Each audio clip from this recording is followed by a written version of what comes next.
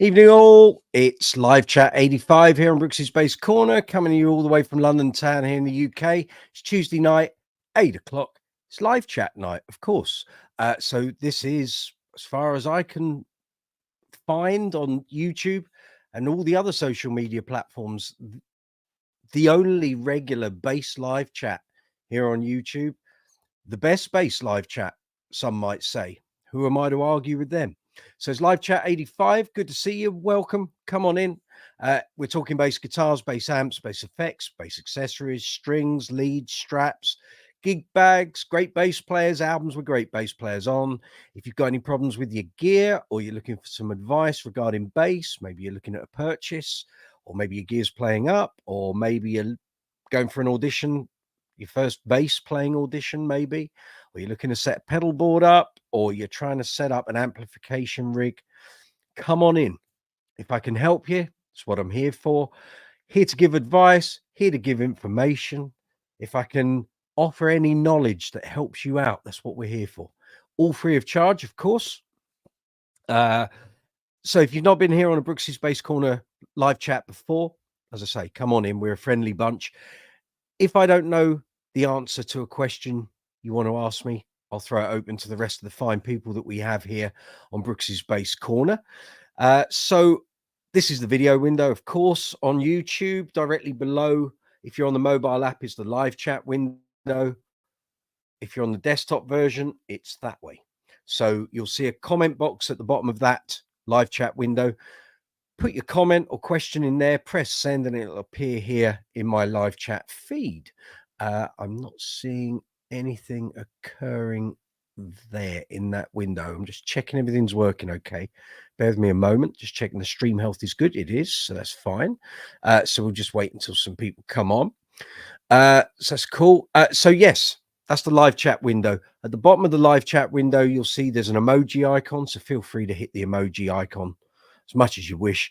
The more you do that within the live chat, the algorithm within YouTube thinks you're enjoying the chat, getting involved. So it then promotes the live chat out to more and more bass players, which makes the video grow, makes the channel grow.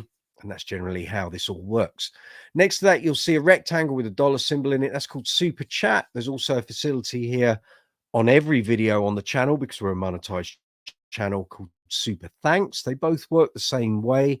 So if you see a video, or you're particularly enjoying this live chat video, or you're enjoying what the channel does, you can make a financial donation to the channel if you wish to do so. You don't have to. I'm not begging, but if you want to help the channel out, keep it going for as long as possible, helps to oil the wheels within the YouTube algorithm, you can do so. Small donations, large donations, medium-sized donations, everything is more than appreciated. So if you wish to do that, you can do so. So as I say, it's a super chat facility next to the comment section in the live chat box. It's the rectangle with the dollar symbol in. The super thanks option resides underneath this video screen, and that is a love heart with a dollar symbol in. And basically that's there on every video, that if you watch one of the videos here on Brooksy's Bass Corner, or you find some information in a video that's helpful, or you enjoy one of the reviews or the interviews or the demos, again, you can help the channel, help to keep the thing going by hitting the super thanks button or the super chat button, making a donation to the channel. Very much appreciated, of course. Underneath the video window, you'll see a row of icons. There's a thumb. Teeth aren't in already, clearly. I think you just check they're in. I'm not going to talk like that all night. That'd be great, wouldn't it? So there's a row of icons underneath the video screen. There's a thumbs up and a thumbs down. If you're going to enjoy the video, like what we do here on the channel, please give it a thumbs up. Thumbs up are very important to the YouTube algorithm. Helps to promote the channel, promote the videos. Thumbs ups are a big deal. If you're going to give it a thumbs down, then please leave a comment in the comment section below. I can't make the videos and the channel better if I don't know what people don't like. It's very easy producing a channel that people enjoy. Well, I say easy. It's nothing on YouTube is easy, but it's less hard work to create something that people enjoy. Westfort, good to see you. Nice to see you coming along here. Regular now, I would say. Yeah, So it's easier to produce a channel that people are enjoying than trying to rectify the problems that people don't like. So if you're not enjoying the live chat and not enjoying something here on the channel, and give it a thumbs down, please leave a comment below. Next to that, you'll find the share arrows. So you can share this video out to social media, email, websites. There's the save button, so you can save this video to watch at a later time. There's the shop icon, which is regarding the Brooksy Space Corner merchandise, which we'll get onto shortly. There's also the share button, save button. We've done super thanks. Got the store button. I think that's pretty much everything in that department. So underneath that row of icons, you've got the description box. You find description of the video. From midday tomorrow, which will be Wednesday, you'll find timestamps. And what that does is allow you to jump to points in the video based on what we're talking about, discussing. Westford, yeah, I'm good. I'll let you know a bit more in a minute when I get past this bit. You'll find the timestamps, so you can jump to the various parts that we're talking about in tonight's live chat. You can also do that via the timeline underneath the video. Well, at the bottom of the video window where the play, pause, volume controls are, you'll see little notches in the timeline. Those correspond with the timestamp. So you can just click on that timeline and it will take you through. After that, you're going to find affiliate links for the Bass Center here in the UK. Hello, Barry. Hello, Jill. Hello, Dave. Good to speak to you earlier, Barry. Hopefully, I'll see you next week. I'll give you a shout, send you an email, or give you a buzz. We were talking earlier about various bass-related issues. So in there, if you're after Bass Center 40th anniversary merchandise, any of the instruments sold by the Bass Center here in the UK, anything to do with the British Bassmasters series. So if you're looking to purchase a Betsy bass fashioned on Guy Pratt's own 64 jazz bass that he purchased from John Entwistle, this is the Betsy in burgundy mist, also now available in black with a white plate. So if you want to check one of these out, or you're looking for an affiliate link, you can help the channel using the Bass Center affiliate links. Or if you're after the merch or elite strings or any of the other products that the Bass Center are selling, you'll find links which help the channel. So if you click on the link, buy something, we get an affiliate commission back from the Bass Center. You'll also find affiliate links for Top Cashback here in the UK, StreamYard, which is the platform we're on, which hooks into YouTube, but I'm doing video live chats via StreamYard now.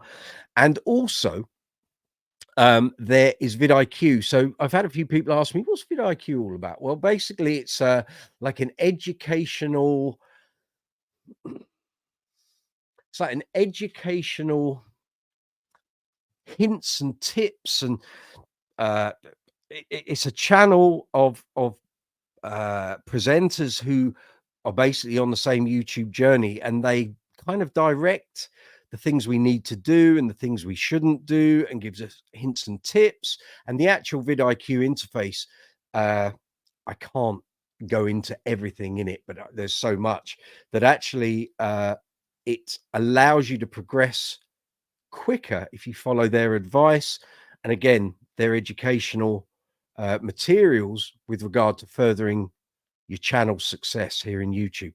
So there's an affiliate link there. So if you want to take out a subscription with vidIQ, the link's there. I think you get like 10% off the price or something. It's there in the description box. Then if you've got bass related purchases coming up and you're thinking, I could help Brooksy's Bass Corner out here, there are affiliate links for Amazon.com, Thomann, Gear for Music, and Andertons. So if you've got a bass related purchase, might be a bass, an amp, pedal, strings, leads, bags, cases, workshop cleaning materials, tools, all of that sort of thing, you can help the channel. Use the affiliate links in the description box. We get a little affiliate commission that helps to keep the channel running. After that, you're going to find links for Brooksy's Bass Corner merchandise. So I mentioned the shop link in the row of icons below the video window. There's also a direct link through to the merchandise store. So we're using Spreadshirt and Spreadshop worldwide. Doesn't matter where in the world you are, you can purchase merchandise. We've got the caps, of course. We've got the mouse mats. We've got t-shirts. We've got hoodies, sweatshirts, leisure wear, phone cases, Just 1,000,001 items. The mugs, of course, Brooksy Space Corner mugs. Christmas is coming, of course, people. So if you want to help the channel, merchandise is a fabulous way to do it. You get a little something for your expenditure. And there's glasses on there, lunch boxes, iPad covers, phone covers. I mean, just there's literally about 170 items with Brooksy Space Corner logos and designs. So those you will find description box, and then after that you're going to find social media links. You can find Brooksy Space Corner on Facebook, Instagram, Twitter X, Be Real, Reddit, Quora, Discord, and TikTok. We're there. Good to see you. So Westfort, how am I? Right, okay, I'm going to get this bit out of the way early. I know we haven't got many people on at the moment, but there's probably going to be people watching after the event, and they're always very welcome. And of course, if you watch this after we've finished, you can still get involved in the conversation. Leave a comment and I'll come back to you as soon as I see it. Okay. So, right. Don't want to bring tonight down. And I know I've said this for a few weeks, but anyway, got to address this. So, past couple of weeks, 8 weeks maybe, I've told you, and the regular viewers here on Brooksy Space Corner, that my mother-in-law was very ill, quite seriously ill. So we did our best. I'd like to say the hospital she was in did their best, but I don't think they did. And last week I said she was quite bad and we didn't know where this was going to go. Anyway, cut to the chase. She passed away this morning at 2 a.m. So it's been a very sad day here in Brooks Towers. The best way to describe it, it's a horrible relief. So obviously we're very sad that my mother-in-law Rita has passed away, but thankfully she's not in any more pain. She's back with Alan up there somewhere. They'll be having a right old time. Our dogs who've passed away, Indy and Max, will now have both their nan and granddad up there, and Susie, their dog, and Gilly, another one of their dogs. They're all back together. So I'm not going to burst into tears, but Rita, it was an absolute pleasure knowing you for 28 years. And sadly, I didn't get to say goodbye. And I was with you an hour before you fell over and cracked your ribs. But we tried to make the past 14 months after Alan passed away as good and as easy for you as we could.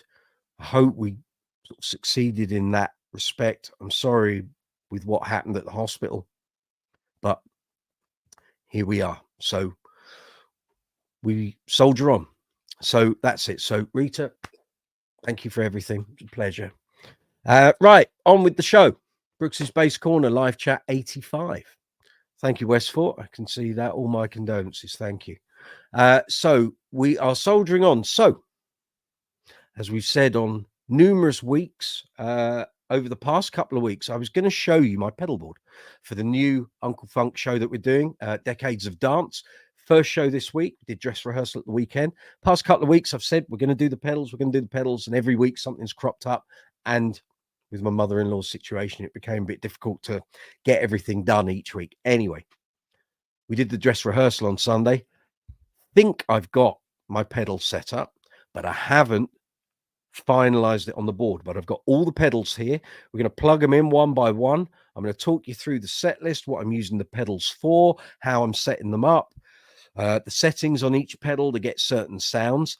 I think there's 2 or 3 pedals that I'm going to add in to the list that I used on Sunday. So 2, 3, I've lost track of the weeks. 1, 2, I think 3 weeks ago, well, 2.5 weeks ago, we did a major 8-hour rehearsal, and I had the pedal board how I thought I wanted it. And then I said on last week's live chat, and probably the one before, that maybe 3 or 4 of the pedals were redundant, which they were. It was overkill. I had too many things on there. So I went with what I definitely needed on Sunday. And while we were running the set, we ran the whole show twice. I think I've worked out that actually there were probably 2, maybe 3, maybe 4 pedals that weren't on the original design that I now need to bring back in to get certain sounds. So I'll show you tonight what I've used on Sunday. And then I'm going to show you and add in the things that I think I'm also going to add in. So by next week's live chat, I'll have already done the gig and everything will be set up on the board. Now, the reason I haven't finalized the board yet and hooked it all up and done all the Velcro and the ties and all the connections is I've used one spots for ages. It's all plugged in down here, but not the power bank. So I've used the individual, plug it in, and then you've got that, and then you do a daisy chain from there. Never had a problem with it. Haven't got a problem with it, but I'm very wary that certain synth pedals, some of the digital pedals, are going to be really power hungry. I had a couple of situations on Sunday where, because we were on in ears, I've got no backline. There were a couple of times I was muted in the system and I didn't know it, and I thought my pedal setup had all gone down, and it hadn't. Just the sound man had muted my channel. So I'm there plugging things in, going, nothing's working. And he went, oh no, you're muted. Anyway, so we got to the bottom of that.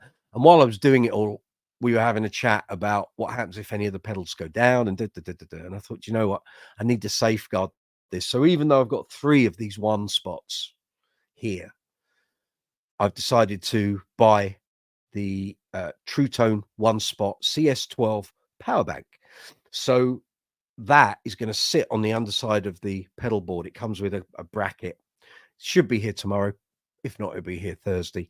So basically you attach this bank to the bracket, that then attaches to the pedal train board, and off you go, and you start plugging everything in and connecting it all up. So basically I have an isolated power supply for each pedal on that board. So in effect, unless we get a terrible power spike on any gig, that should hopefully make it not bomb proof. I might need a power conditioner in front of the power bank to make sure none of it all blows up, but it's probably a better spread of the power considering how many pedals I might have for this. So that's all good. So yeah, so since last week's live chat, didn't have any gigs last week, I don't think. I'm trying to remember. It's all been a bit of a blur, if I'm honest, past couple of weeks. So didn't have a gig, but had the rehearsal on Sunday. So this week, obviously, Decades of Dance show on Saturday, the first show, Bishop Stortford here in the UK. But on Friday night, the night before, I've got a Queen tribute show down in Plymouth. So I've got literally a 4.5 to 5 hour drive down there, do the show, come back, get home probably around 3 or 4 in the morning, try and get some sleep, get up Saturday morning, walk the dogs, run the show, 2-hour show, and then head off to Bishop Stortford for the show. So yeah, a little bit busy this week, just a little bit. So there we go. So let me know how everyone is. Let me know if you've got new purchases, you've done any gigs in the past week. If you want to come in, join in live here on the live chat, you can do, obviously, which we now have the facility with StreamYard. All you got to do, drop me an email, brooksysbasscorner@gmail.com. Come here in my inbox. As soon as I see it, I send you an invite. You click on the link and you come straight through. You can discuss the pedals with me as I'm doing it if you wish. Anyone who's regular here will know, we've seen previous live chats, that we've done a few of these now where we've done live video chats. So if you want to sort of get involved, feel free.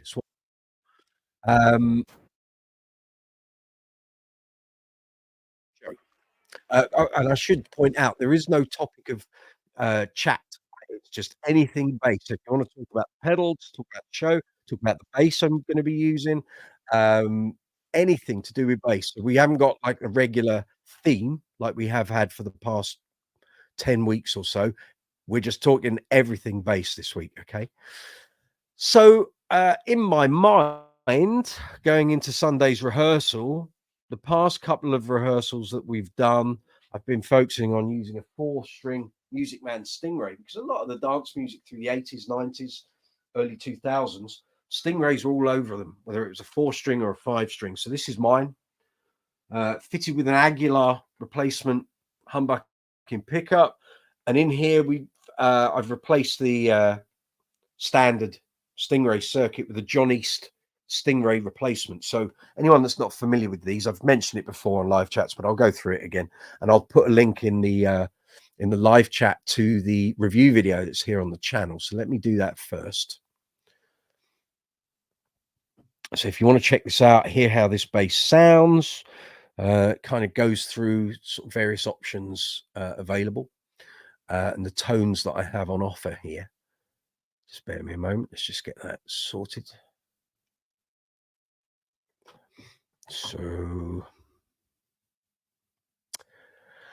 okie dokes. Just bear me a moment. YouTube is playing slow because we're streaming.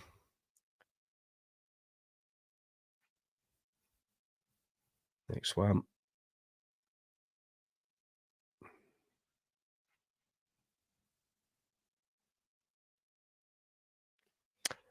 I'm going to put this up. And there'll be a link in the timestamps in the description box as well for this. So if you want to find it in a hurry, you should be able to do so. Next page, Michael. There we go. StingRay review. That's the fella. So if you want to check that out, you can. It's this very bass. Great stuff. So John East, in his fabulous knowledge of preamps and circuitry and what have you, we have a volume, of course. And looking at it from a distance, if you didn't know any different, you'd think, oh, it's just a 3-band EQ. No. So this replacement circuit has volume and a push-pull that gives you a treble bright response, voiced to replicate a Music Man Sabre, which was the twin pickup bass that ran from, I think, the late 70s, early 80s through till the early 90s, and it was then phased out. So you've got that volume with a treble bright boost. You've then got treble boost only. You've got bass, which is boost only, and these are voiced the same as the original 1976 Music Man StingRay 2-band EQ. So you're getting that vintage delivery that a lot of people look for. Then here you have, now that it's, so from the front, you wouldn't know any different. Once you tip it on its side, you can see it's a stacked pot. So we've got a boost and cut and a mid-range frequency sweep. And I've actually got that set on the circuit board in here. There's a set of jumpers, so you can decide whether you want more focused low mids or high mids. So I went for the lows because that tends to get you out of more trouble on gigs than the high ones. Good to see you, Russell. Welcome. So that's how this circuit works, and it's got a whole load of extra nuance to it. And you kind of, once you start playing it, you realize, oh, I've got a lot more here that I can do compared to a regular StingRay circuit. So been using this predominantly, had my 5-string with this status graphite neck as well. I had planned on using a couple of different 4s and a couple of different 5s. And as we worked through the rehearsals, I realized I was getting into a way of thinking that I've done many times, where you think, oh, well, I've got all these basses and I'll take them out and use them on different tracks. A lot of the time, there is not going to be enough time between tracks to swap basses over. Haven't got a tech, haven't got a roadie. So unless there's a piece of commentary in the show where we've got like a 30 to 40 second commentary break, there isn't time to swap basses over. So we got into Sunday's rehearsal, and I thought, right, just for the rehearsal, use the StingRays. I also took a Marcus Miller Jazz 4-string, which again has the Marcus Retro John East preamp in, and that'll cover everything we need to do. Then found out we were splitting the show into 3 sets, not 2, and we're going to have 3 costume changes. So once I saw what the costumes were, it was like, right, okay, well, I could actually make a bit more of a show here and use 3 different basses that complement what the costumes are doing and the sound of the material. So basically, it was being broken up into 70s, 80s, 90s, 2000s, and then 2010s and 2020s. So it kind of, in my head, I was thinking, okay, well, the 70s and 80s stuff is going to benefit from having the StingRay And as we start going through this set list in a moment, you'll understand why. And then I was thinking I might use the GB Rumor, the white one with the sound to light LED system. Use that for the 2000s, sort of 90s and 2000s. And then the third costume change has actually got LEDs built into the costume. So I would use maybe my Alembic Persuader, might be a Spectre, might be a Status, not sure, or it might be a GB. And that was all fine. I was getting all that in my head and thinking, right, these are the basses I need to set up this week. String changes required, batteries, set them all up, get them ready to go for Saturday. And then today we've had a load of set tweaks. So certain songs have moved position. A couple of songs have been re-edited.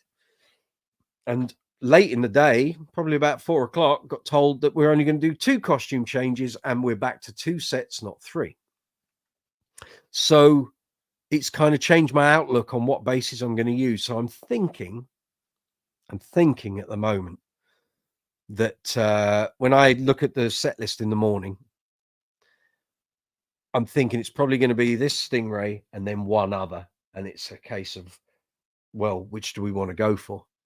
And it seems a bit daft having a bass with LEDs moving around when your costume's got it all as well. However, part of the thing of having the costume with LEDs is that the lighting is going to be different.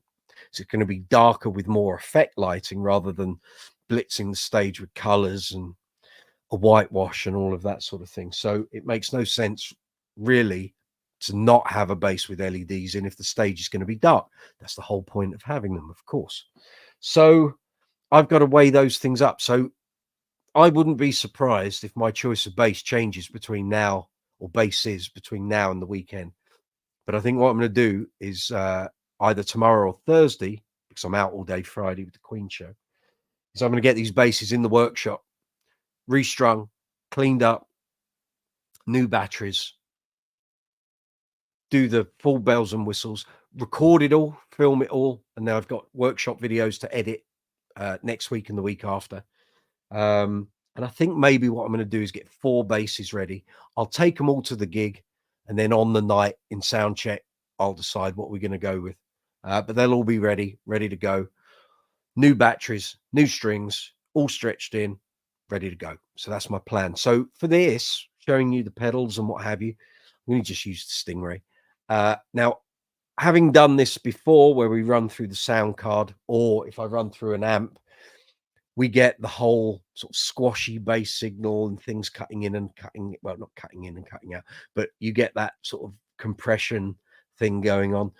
We're just going to have to soldier through it, because otherwise trying to get it perfect is going to take forever and we're not going to get there. So, right, just going to reply these messages. West Fort, I almost finished learning hot water by level 42 live for 30th anniversary in fingerstyle. Good for you. That's a good piece to learn, sir. I expect you to come on by the end of the year. If you're learning hot water, I want you to learn either Foundation and Empire from a physical presence, or the Return of the Handsome Rugged Man. So I'm setting you a challenge there. Sounds great with a flanger. Absolutely, of course. Russell Zorner, Music Man brought back Sabre guitar, so maybe we're going to get the bass back at some point. Yeah, they came back a couple of years ago. I think they might have gone again. But I will be demoing and reviewing a Sabre shortly. There's one here at Brooks Towers. I need to dig it out and do the full video, the full video package for you fine people. Westford, always love that blue color. Yes, classic teal. Always wanted one in this color. I'm so pleased when I got this, I have to say.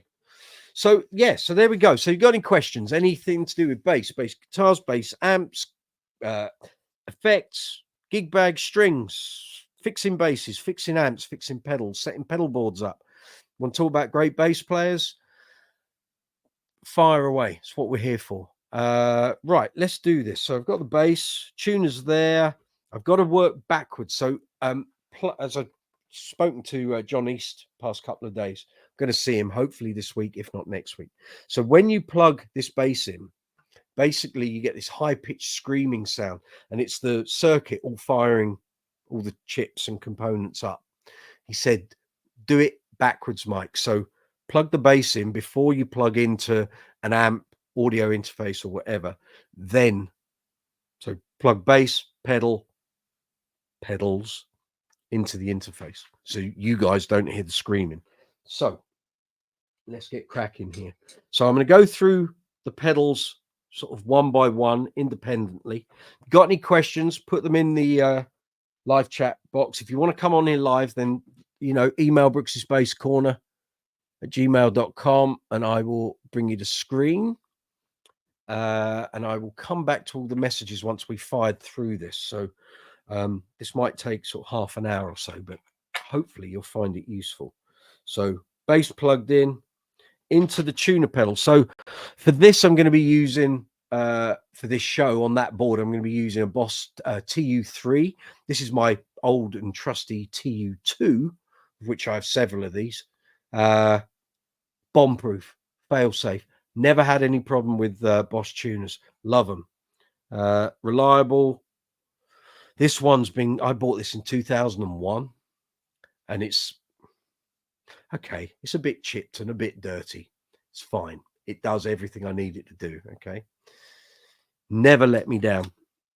The only thing is the battery clips in Boss pedals are a bit poo, but I can live with it.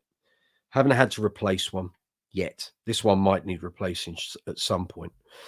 Okay. First thing after the tuner pedal is, I've got a little list here for you fine people, is the Digitech drop pedal. So you'll have seen me banging on about this for ages. So I have this on every single gig now.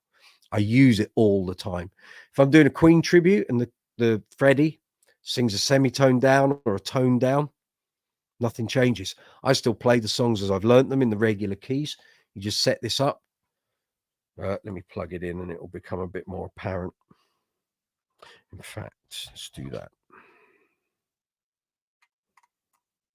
So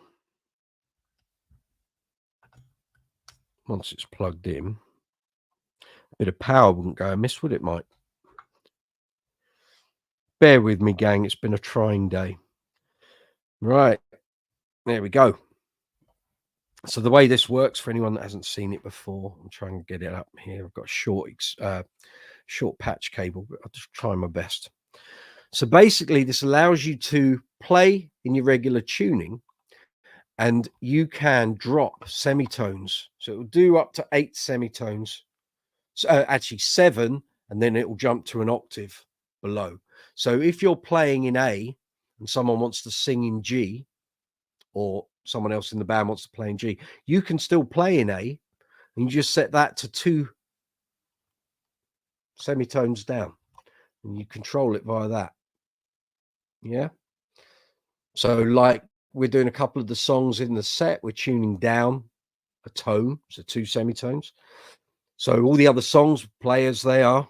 We get to the songs where I need it tuned down, set that on 2, press the button, and away we go. I'm playing it as I've learnt it from the original song, but the sound running through the system will be a tone lower.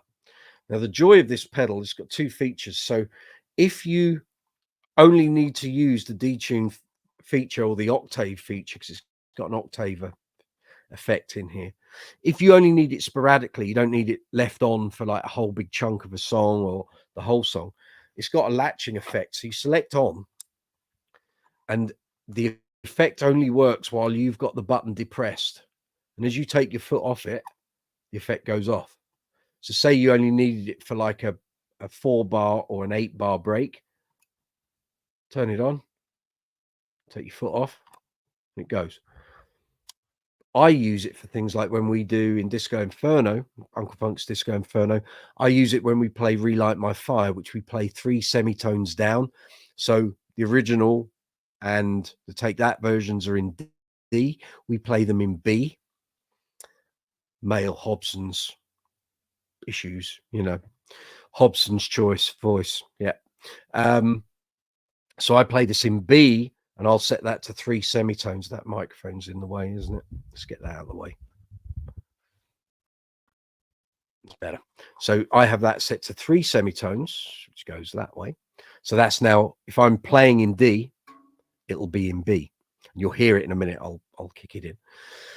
So it has an octave effect. So you go 7 semitones down, it then jumps to an octave below. So it's a very sub signal.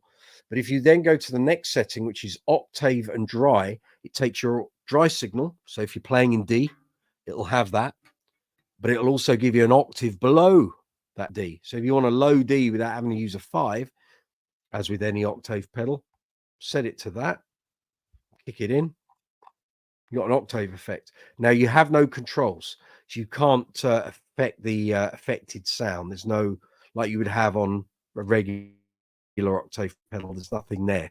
It's just, it is what it is, but it's really good.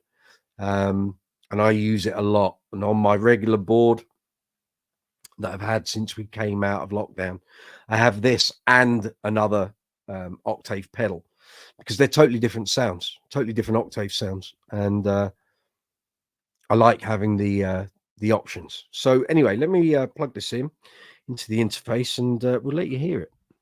So if you haven't already seen the video that I did for this a while back, the straight out of the box video, I will put a link up in 30 seconds once I plug this into the board. So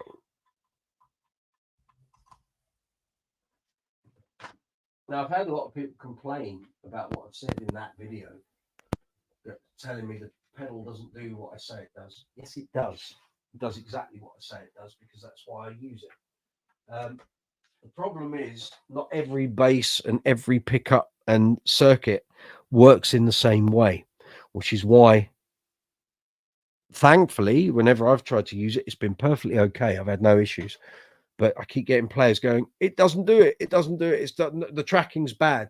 No, the tracking isn't bad. It's just, it works to a degree of acceptability down to about 3 semitones, maybe 4 at a push. After that, on bass, it gets a bit wishy-washy and a bit odd sounding. On guitar and keys, because they're higher frequencies, the tracking is better. But on bass, and I can make use of it for 1, 2, 3, and 4 semitones down, and the octave effect. So that kind of works for me. So let's just tune this. I was changing my EQ throughout the rehearsal for different songs. I can see lots of people sort of checking in. So good to see. I will come to all the messages once I've done this pedal run through, okay? And then we can address it.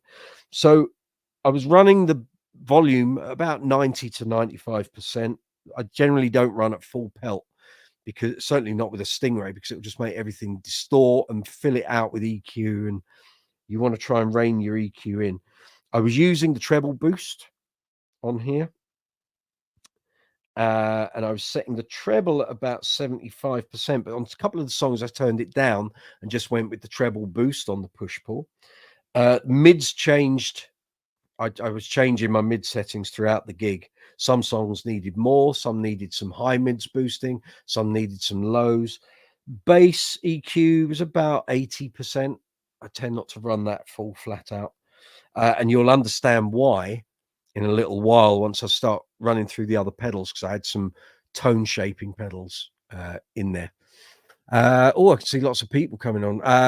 Joe Geezer, good to see you. Evening, Mike. Was it Mark King's birthday the other day? Yes, on Sunday. He was 66. Didn't hear anything from him on X. He's probably busy. He's got a lot going on at the moment. And they're actually off to South America very shortly, I think. I was talking to Pete Ray Biggins Drum Tech today, and they're off. And the new tour dates for 2025 announced as well. Tickets on sale on Friday. West Fort, Joe Geezer, yes, it was in fact his birthday on the 20th. Yes, it was. Mike, love that detuner pedal. I'm 100% going to get one. Good stuff. Use the affiliate links below, sir. Find the cheapest price, and Amazon sell it. And you'll find it in the Brooksy's Bass Corner shop on Amazon. Gear for Music sell it, Anderton sell it, and Toman sell it. So do your research, find the cheapest price. If you can help the channel out, it'd be most appreciated. Curtis Preston, hi from Arizona. Good to see you. Welcome to the channel. Don't think I've seen you here before. That pedal looks like a win for my next pedal. Thank you for sharing. Pleasure. Let me get the video that I did. Let me get the link for you.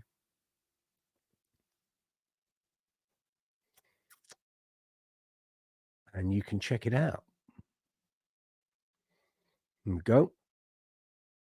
So if you want to check this out, you can do it during the live chat, or you can check it out later if you wish. Here you go, my man. And I'll put that in the timestamps as well, of course. Funky Hobbit, Mark Palmer, good to see you. Evening, fella. Hope the rehearsals are going well. Yes, we had a blinder on Sunday, I have to say. Was watching the videos back last night, and we've had some sort of, our sound man has done some mixes for us today, sent it through. It sounds amazing. If anyone is coming to the show on Saturday, I promise you it's going to be fab. It sounds the business. So if you like dance music, you want to hear a live band doing it, come and see us. We're in Bishop Stortford at South Mill Arts Centre this Saturday, first show. Johnny the Large, hello. How are you? I'm good. As I explained a little earlier, my mother-in-law passed away this morning. It's been a long time, sort of last 2 months, where she's been very ill. So I'm doing all right. My partner's okay. We've got a lot to deal with at the moment. And but it wasn't unexpected. Okay, so we did our best, and now it's time to move on a little. Right, okay. Let me just grab a quick drop of Diet Coke here. My Brooksy Space Corner mug, of course. Every house should have one. Links to merch are in the description box below. Thank you, guys. Thanks, Johnny the Large. Thank you, Mark Palmer. Sorry, I know sometimes I refer to people by their name. It's how I know you. So I can call you Funky Hobbit, or I can call you Mark or Mark Palmer. So it's just, our history goes a long way back, doesn't it, Mark? You know, we've known each other since the days of the Level 42 email digest, let alone the web digest that came later. So we're old school. 30 years since I first signed up to the Level 42 email digest. Back in the days of Unix servers, we were just starting to have PCs with Mosaic email. Remember that? Anyway, cheers, everyone. Cheers, Rita.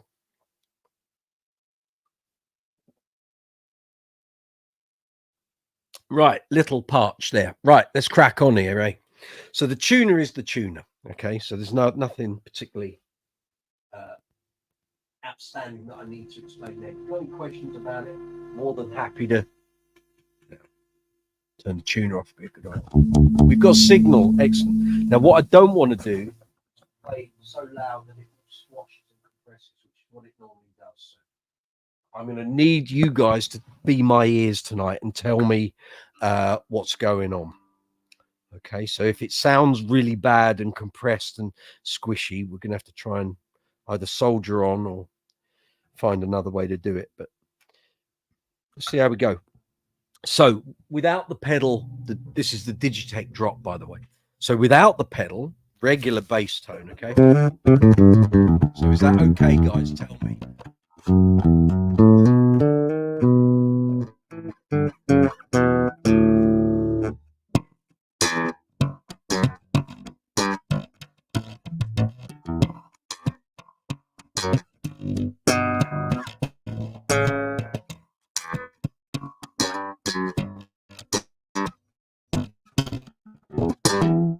So is that coming through okay? Because it sounds great in my ears, but what ends up on the live chats once it goes through the audio interface isn't always great. So I'll just judge it by what you guys say.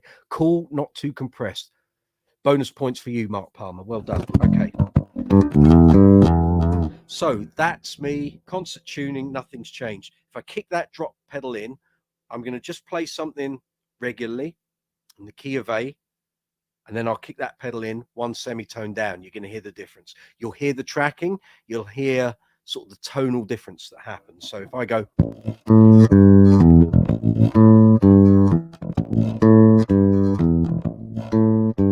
Right, now the pedal's going in. I'm playing same position, okay? A.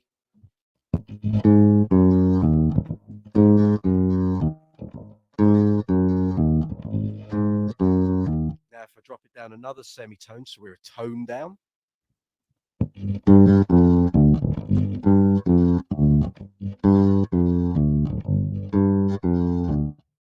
we go 3 semitones down. Go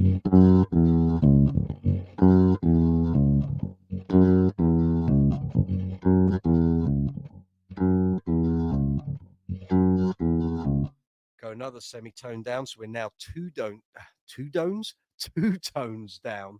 So I'm playing in A, but I'm actually now tuned to an F. Okay.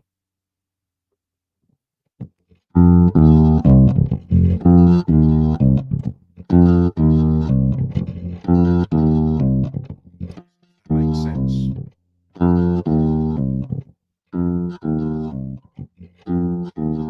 Now, from my perspective, from that point on, we've got another 3 semitones and then it drops to an octave. This is where the tracking starts to go. You're losing top end. If I slap in A, if I play a little slap passage, you'll hear the clarity and what you would expect. Sorry, it's a noisy pot. Once I kick the thing in, you're going to hear the difference, okay? So if I do a little slap thing.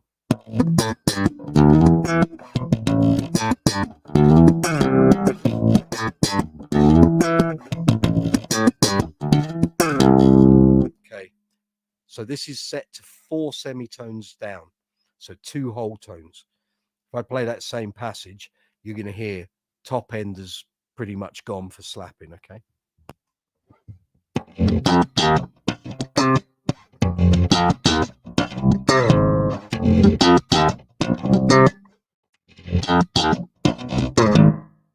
It's a very kind of processed sound. The tracking's not so great. If I run it back a couple of semitones, so if I play in A again,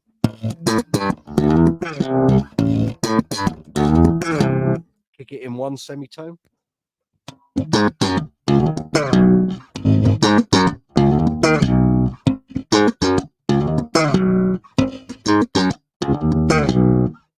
two semitones,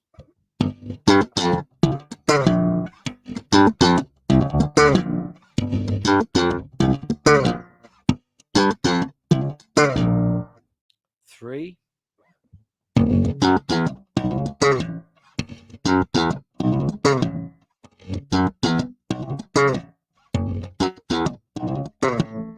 as we get to 4, you heard.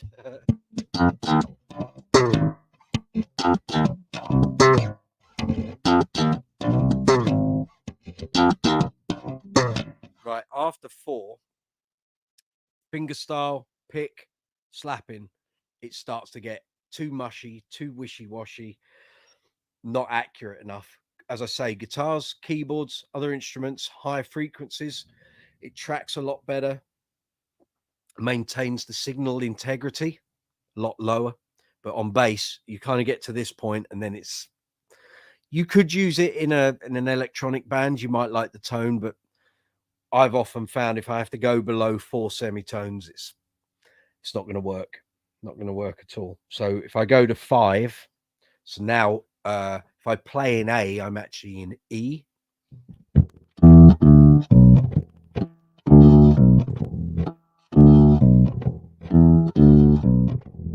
Go to 6. We're talking double bass area now. You've lost all top end.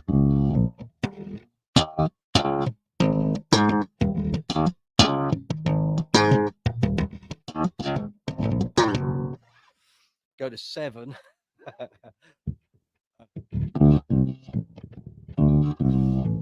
It's really not great.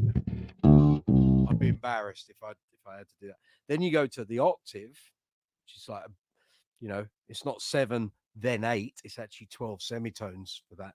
So sub. And I don't know how this is going to sound to you guys out there. It might sound good or it might not. But then the next one is the octave with the dry signal, and this I use all the time. So if I play in A,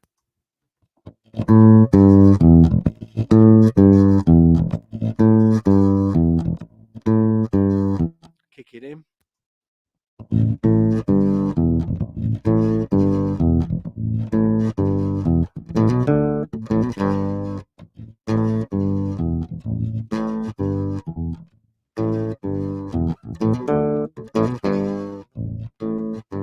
So you're getting 2 effects effects in the same pedal. So you've got the detuning and the dropping effect. You've then got the octave effect. And like I say, I use this with another octave pedal on my board, and they sound totally different. And actually, on Sunday, I had the Octaver from this. I had this from MXR, and that from EBS. 3 different octave pedals, all doing different things. So there we go. So that's the drop pedal. So let me mute that. We're now going to, let's see if I take that out. Hopefully you guys aren't going to get a load of popping. Oh, that's, sorry. So that's the Digitech drop done. So the next pedal in the chain was the BBE Sonic Stomp. This beauty. So a lot of people probably haven't even heard of this. Just check there's a battery. So this is from America. If you're outside of America, you have to run it on a battery. You can't run it on the adapter because the voltage changes. Now, as I said earlier, I've got the True Tone 1-spot CS12 power bank coming my way. I've sent a message to True Tone and I've sent a message to BBE to ask if I've got that power bank, can I now run it on there, because it's a switching power source instead of having to use the batteries. So what this does, it's called a sonic maximizer. We've seen many of these things over the years, like exciters, exciter pedals, various filters and what have you. What pointed me towards this was I read an interview with Mark King. I think he might have been in Bass Player, one from '92. And he had a BBE rack mount in his rack around that time. This is like a smaller, sort of a dumbed down pedal version. They never used to do pedals, and then they did. The rack mounts have got 4 or 5 controls on them. This has just got the 2. The newer version has an extra one. I don't have that. I think that extra control is focus. But anyway, I bought this secondhand from the gallery in Camden, Evening Chaps, and I tested it out in their store with a StingRay, funnily enough, and I was blown away with it. I thought, wow, it took, sometimes when you play a StingRay without EQing it and maybe the strings are a bit old and what have you, it can sound a bit baggy, a little bit flappy. This tightens it all up and it really focuses the tone. Problem is, it's not something you turn on and off. You just leave it on. And in that interview with Mark King, he said Eric Clapton had these and all our band bought them. And the problem was we ended up leaving them on. You didn't turn the things off. You just left it on. It just made your instrument sound so much better. So anyway, let's hook this up and see where we go.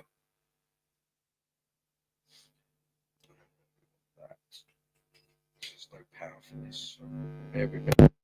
Sorry about that, boys and girls.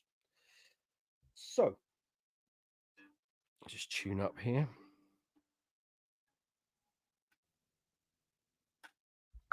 So the Sonic Stomp, all it's got is 2 controls here.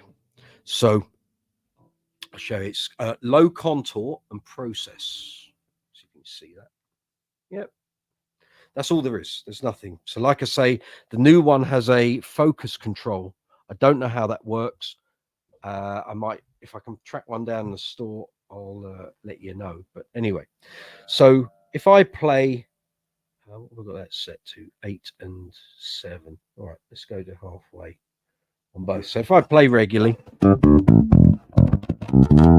strings are a bit knackered on here, they get changed. Funky Hobbit, you had the rack one, the Alembic Series 2 benefited from it a lot. Yeah, got that. Actually, let me quickly run through this. Funky Hobbit says Mark King is fine, very good. Mint could use that for out, very good. Jeffrey Boyle, good to see you. Funky Hobbit, cool. Could use that for the E flat Go West tunes we do. Yes, you could. As you have demonstrated, it does have its limitations, but all in all, a great device. It is for literally 110 quid. I think I bought mine when they were about 95, just before lockdown. I've used it since 2019 on every gig. Gareth Harrison, good to see you. Welcome, sir. Nice octave, balanced. That's what I thought. Actually having no controls for it actually makes it just simple. It's on or it's off. Tony, good to see you. Evening all, just come on. What is the pedal he's demoing? The one before was the Digitech drop pedal, sir. If you scroll up the live chat, you'll find a link to a video I did sort of reviewing and demoing it. If you want to check it out, that is there. Right, so here, Sonic Stomp. So if I just play, I haven't massively EQ'd the bass. Yeah, on about 70% bass, trebles, yeah, 75, 80. Mids are flat. That's it. Okay, right, let's keep the Sonic stomping. So that's dry. So I've got everything set at 12 o'clock. So it can go down to 0 or up to 10 on both controls. So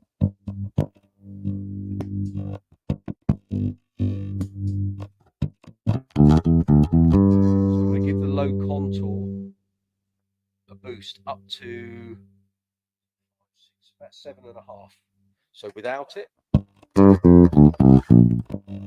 with it,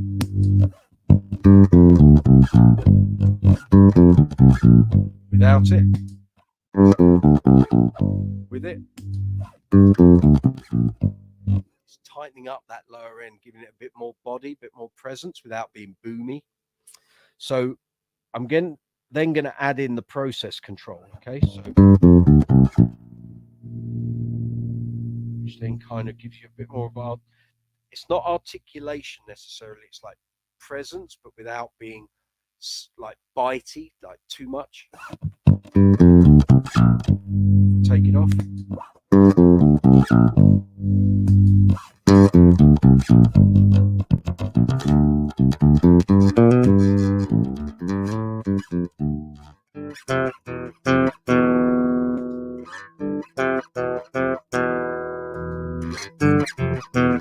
I hope this is all coming across in terms of audio. So if I then give the process more of a boost up to 10, we get this. It's like more definition without being like pickaxe in your head with some trebles. Turn that down a tad.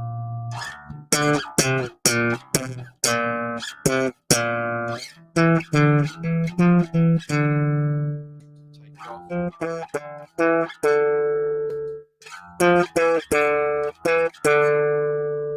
So if I give the low contour a boost up to 10 and the process is at about 7.5, take the low contour down to 8, up to 10, down to 7, up to 10. Should we get that? So if I drop that down to about 7.5, turn the process up to full whack again. Down to 7. Drop it to 5. Drop it to 2. So now I've got the low contour at about 7.5. Process is at 2. Let me take it out. Suddenly your bass sounds a bit anemic, and you suddenly think, okay, been playing for years without one of these. This probably would have improved my tone a little.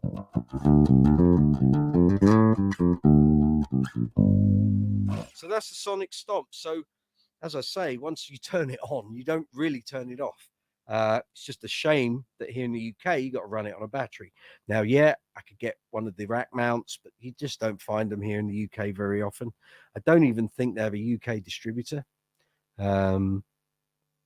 But I like the simplicity of this pedal and I like what it's doing. So for now, we'll run with a battery. I've sent emails to both BBE and True Tone, get some clarification if I can run it via that True Tone power bank. If I can, job done. If not, it's going to be running on 9-volt batteries, isn't it? Right, let's mute that. I'm going to just turn this down so you don't get the unplugged spike. Good.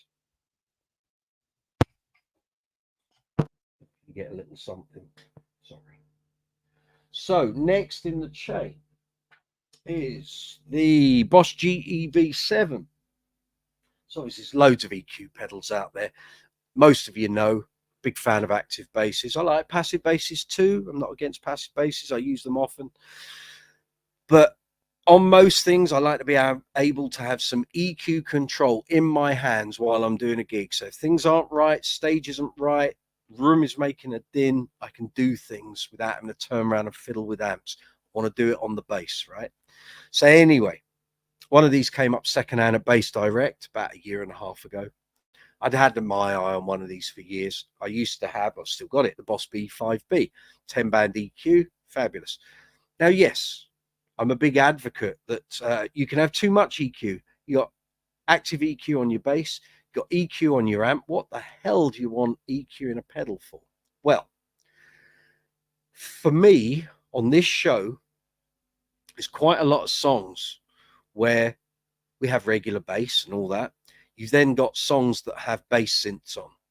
Now, some of the songs I will be using bass synth pedals, but some of the songs when it's just bass guitar have a very low fundamental that's bordering on sub without sub being provided by keys rather than bass.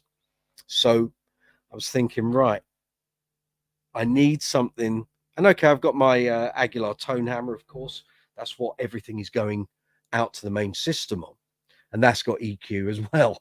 So how much EQ do you need, Mike? Well, it's more a case of I don't want it to be turned on all the time, but there are certain songs and parts of songs where I need to be able to stop humming with you, man. I need to be able to kick in that low end boost, especially on a couple of the medleys where we've got 3 or 4 songs joined together.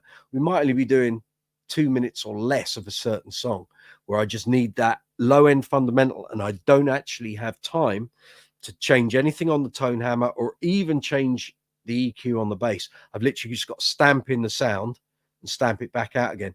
Now, I know we have had people here on previous live chats going, well, why don't you just buy a Helix Stomp or do all that and sort all your presets out? Another conversation we've had here on the live chats, some of you may remember, in the rack behind me right there, you'll see is a PV Bass Effects, which used to be like one of the best effect processors for bass.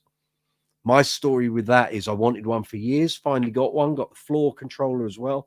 Spent about 6 weeks setting it up with loads of sounds and patches and great effects and certain sounds for certain songs. And I took it to a gig and I plugged it all in and we were doing sound check.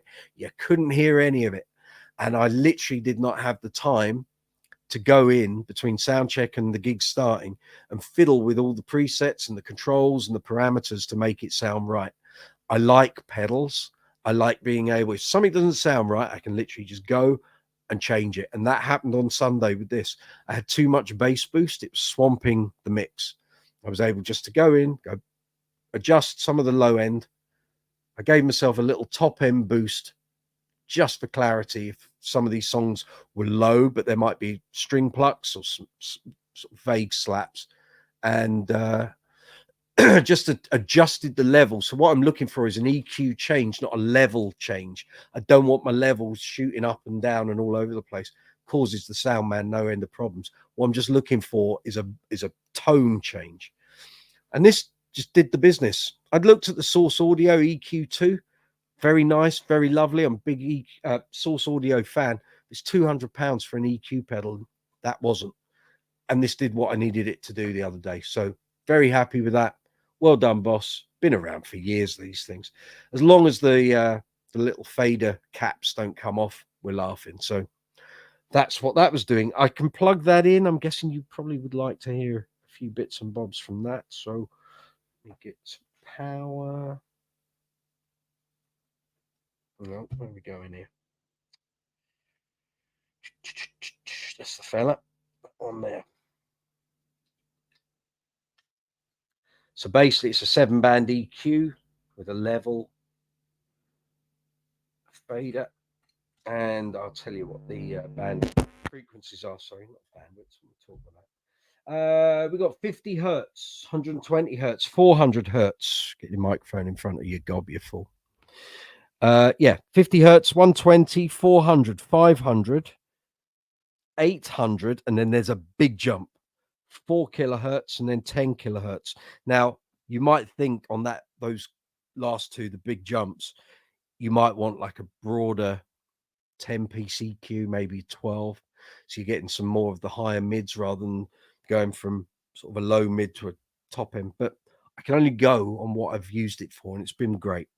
So let's just set it flat.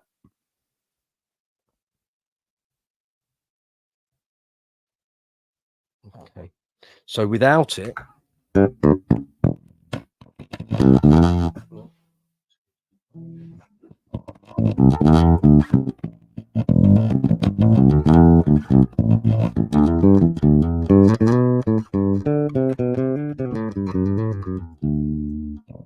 right, keep the pedal in. Not a lot of change. Okay, let's give it a little bass boost in the 50 and the 120. You can probably already hear that's already changing.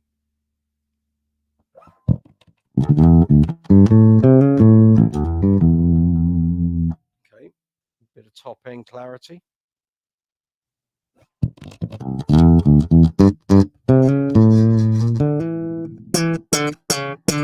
the trebles down.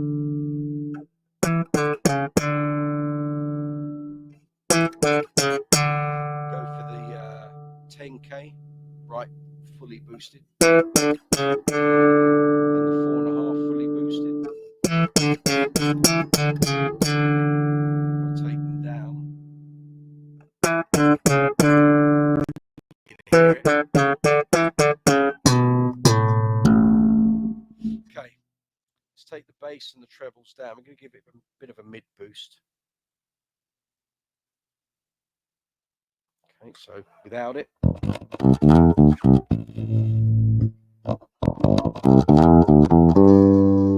the trebles flat.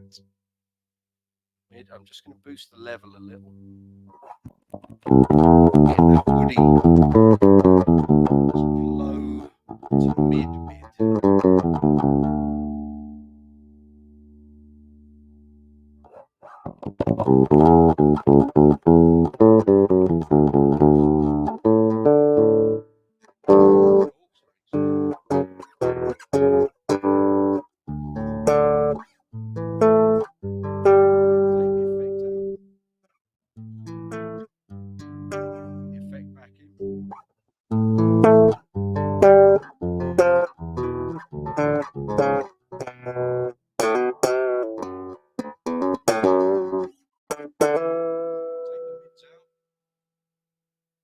Bass and treble boost. You're already hearing that as soon as it happens.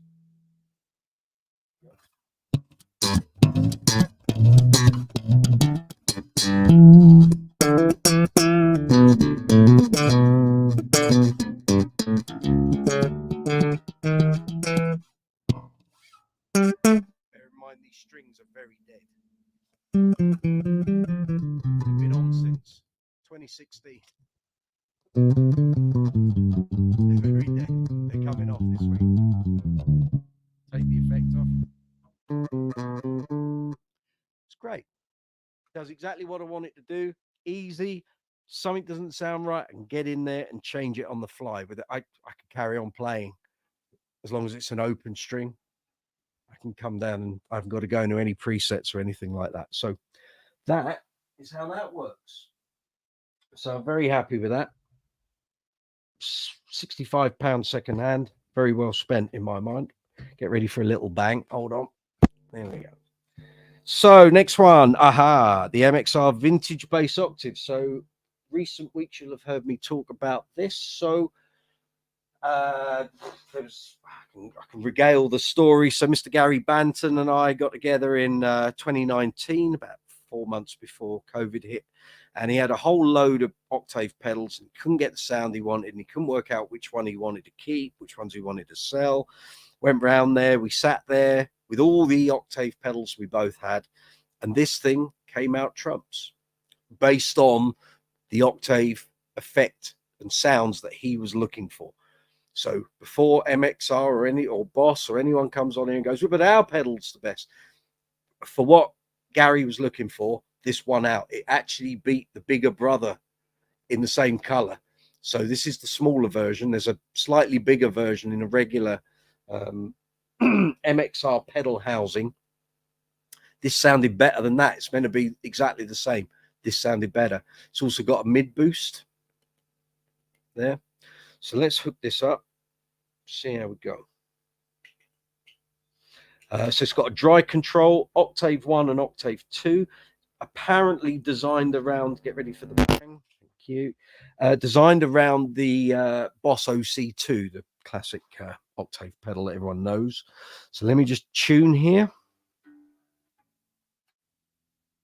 Good. Volume. So there we go. So this is the setting I had it on Sunday. So without the mid, let's play something higher. With it.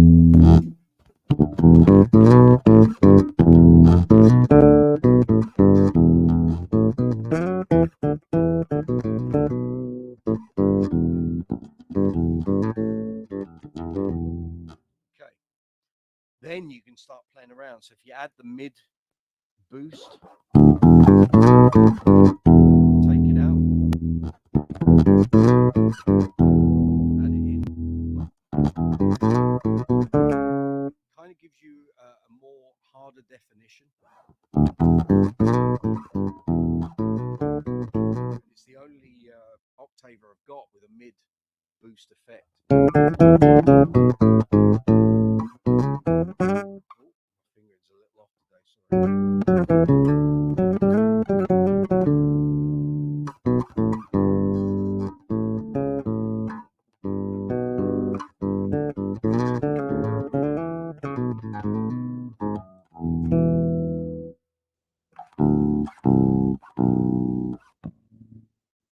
Low A, which is normally the point at which Octavers start breaking up. Tracking's not good. So low A, G sharp, G,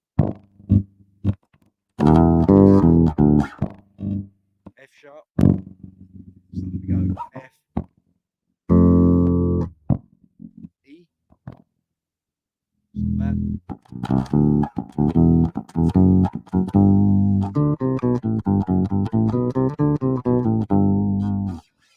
So like I say, you've got dry, Octave 1, Octave 2. If I take Octave 1 out completely, take the mid boost off, and I'll push Octave 2 up to 12 o'clock.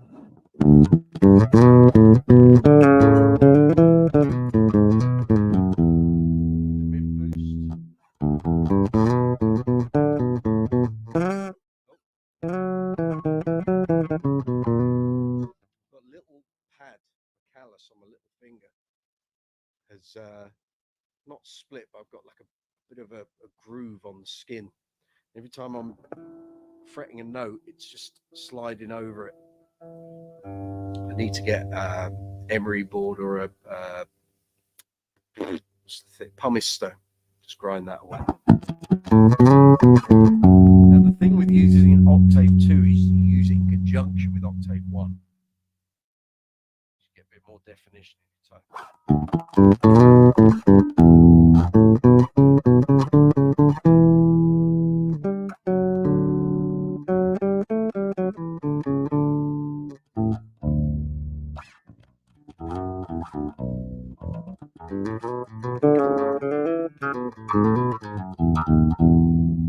So there you go. So that's what that does. It's a totally different sound to the other Octave pedals I've got. So I like it. It's staying, and it's so small on the board. I can literally put it on next to another pedal, and it doesn't really take up that much room.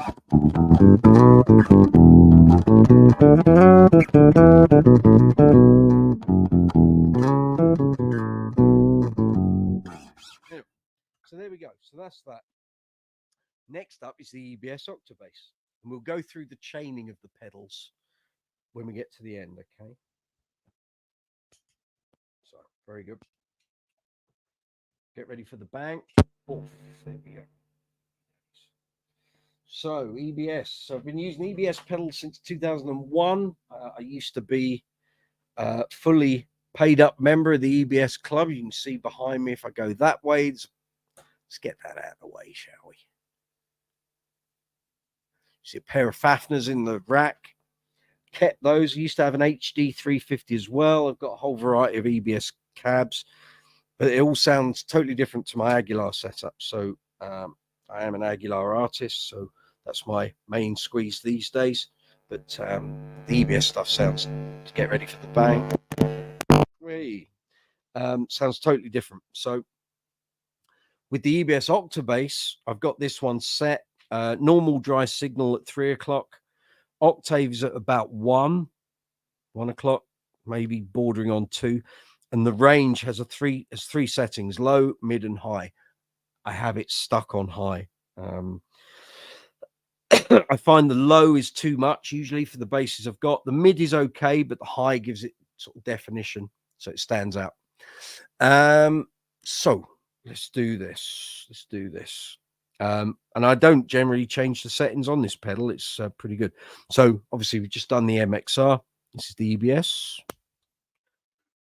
Helps if you unmute the tuner, I find. I need a quick scoof of juice.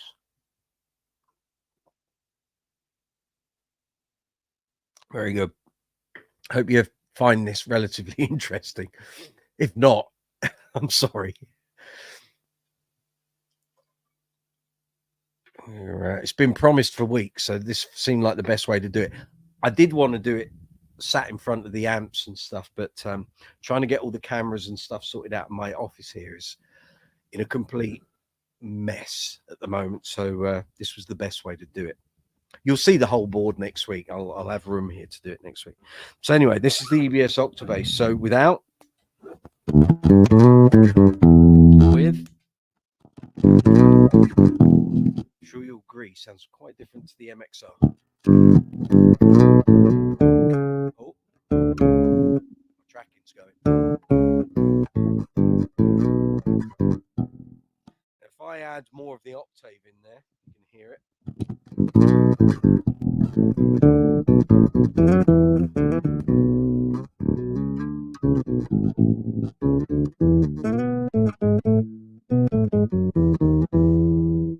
Tracking is everything when it comes to octave pedals. Some are good, some not so good, some in between. It's all dependent on how you play your strings, pick up, and your circuitry. Some basses just aren't agreeable. Tracking issue there. Thank you. I had a lower string was vibrating.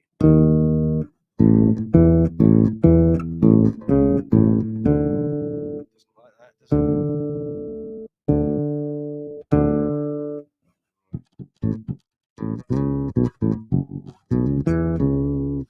You go through the different range settings. So that's high. If I stick it on low,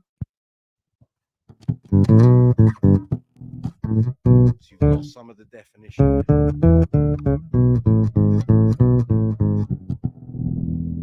go to mid, you get this.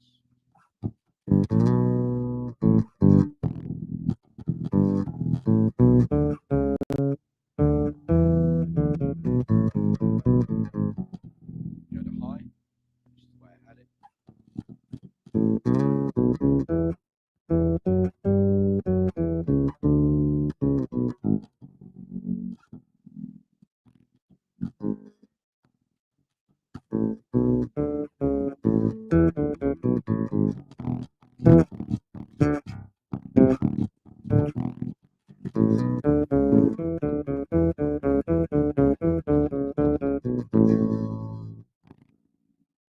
Yeah, that's the EBS Octabass.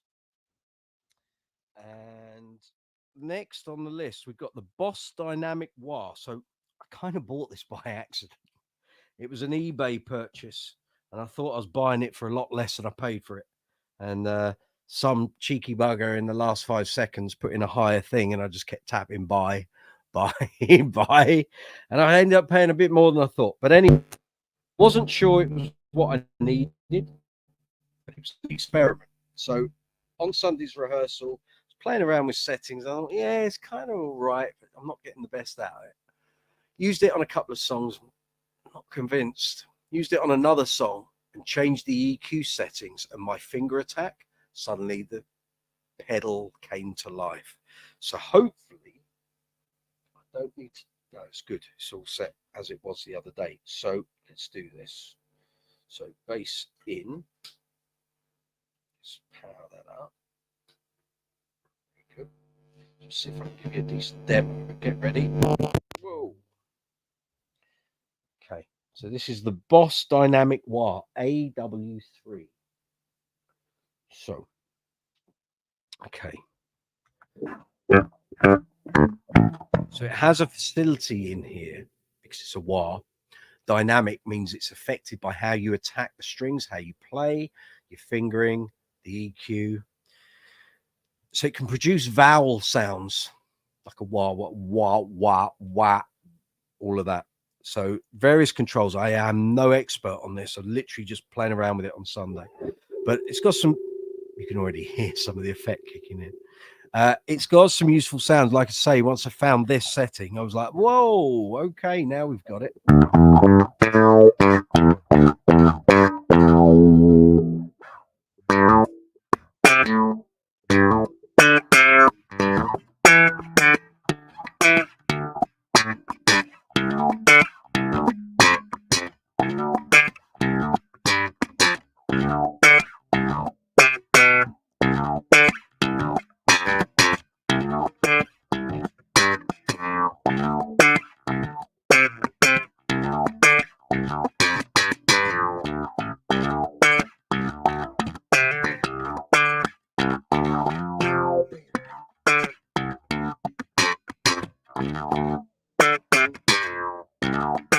So yeah, I can go into all the controls, but I've kind of found a setting I like here.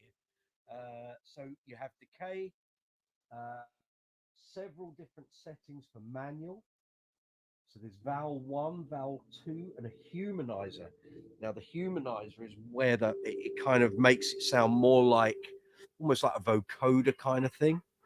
So you've got there's manual setting, sensitivity, and then there's a mode thing here. Not quite sure what that's all about.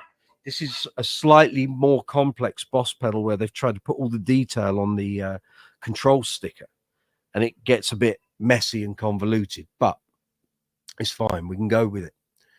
We can go with it. So yeah, once I found out how to use it and get the best kind of sounds out of it, I used it on about 3 or 4 songs. It's quite different sounding tonally to the Aguilar Filter Twin, which is what I normally use. So I could actually see within Disco Inferno, the other show we do, I could actually end up with both of these. Wouldn't surprise me.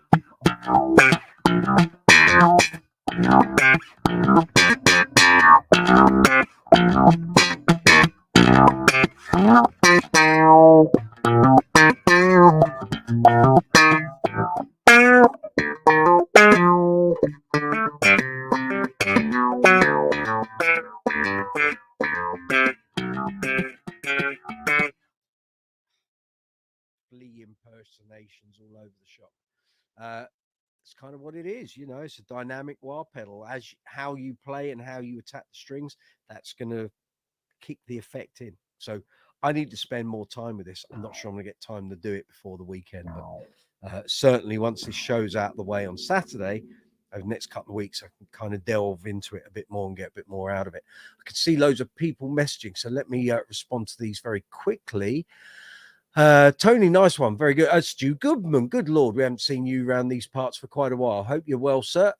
Evening, Mike. Long time no see. Any suggestions for a quality passive 5-string? There's loads. There's loads. Yamaha BB35P seems to be a good contender. Absolutely. can be a bit expensive, but if it's got the sound that you're looking for, go for it. You know, built bomb-proof, those things. Do you prefer humbucker, single coil, or split coil tones? I was going to say like a 5-string jazz. There's so many variations on that.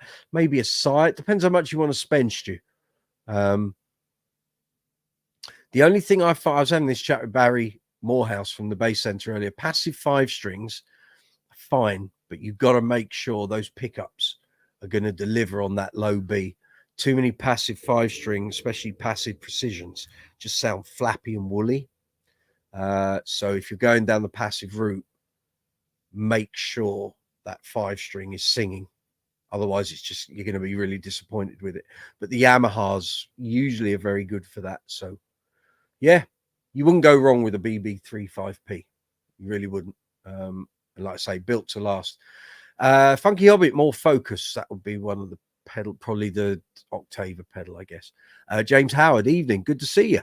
Funky Hobbit, all good tones with the fingerstyle. Slap a bit compressed. Oh, we're talking about, were we talking about the drop pedal there, maybe? Oh, the Sonic Stomp, that was, yeah. Got it. Gareth Harrison just bought a TC Unitune clip, and it's the best clip on I've found so far for bass. Excellent. Thank you for sharing that, sir. George Iliadis from Australia. Good to see you, my man. West Fort, very nice. Thank you. Bill Clements, hello, sir. Thank you for that comment on the live chat earlier today, which I replied to. So thank you. Funky Hobbit, great explications, I think you meant. Very good, Mark. Cheers. Thank you. Off to your cot. Enjoy the rest of the live. Thanks, mate. We'll see you soon. Take it easy. Patrick Sweeney, good evening. Good to see you. I forgot. Sorry, I've forgotten to do that today. I mean, I can show people's messages. So wrapped up in doing this, the pedals. Sorry. Stacy from North Carolina, good to see you. Hello. Bill Clement sounds good in the car. Well, thank you very much. Happy to be in your car, Bill. Very good. So yeah, so that's the dynamic one. Next on the list, the now it gets fun. We've got the EHX Electro Harmonics Mono Synth. So let's give this a crack. So clearly it's a synth pedal, fairly obvious. It's got loads of options, and I was running through a Boss SYB3 and the C4 synth from Source Audio. I need to sit with that Source Audio synth pedal. There are sounds I need to get, and I just haven't got the time to sit there with their Neuro app and go through it all. I will have that time, just not in time for this show. So I was trying to find sounds, and the EHX came up trump. So if you've not seen one of these, I reviewed one of these for Bass Player and Bass Guitar magazine back in 2019, and I was very taken with it, so got one. And there's a setting on here, so we're doing Acceptable in the 80s by Calvin Harris, and there's a bass synth sound on that, and this literally nails it. So I'm going to try to limit the bang, because it's a synth pedal, it might do all sorts. So just bear with me, gang. Get ready. Hold your fingers. There we go. Very good. Yeah. Okay. So let's see if this is kicking. Oh, it's working. Great. So without it, unmute yourself, you div. Right. Here we go. Pick would be good for this. Where are we?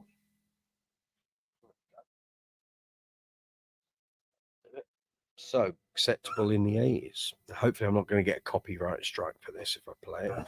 So without the sound, with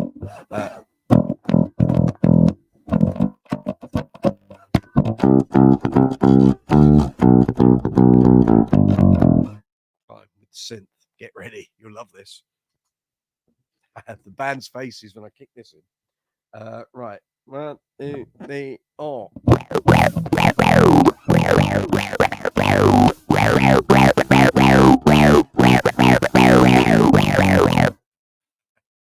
Yeah.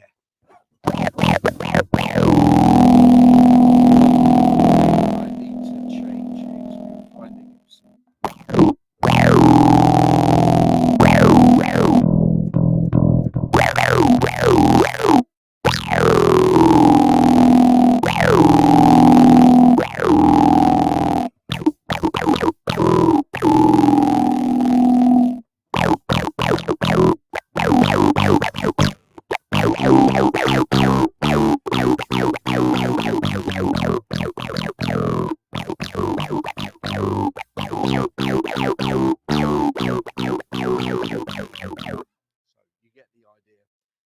This pedal does so much.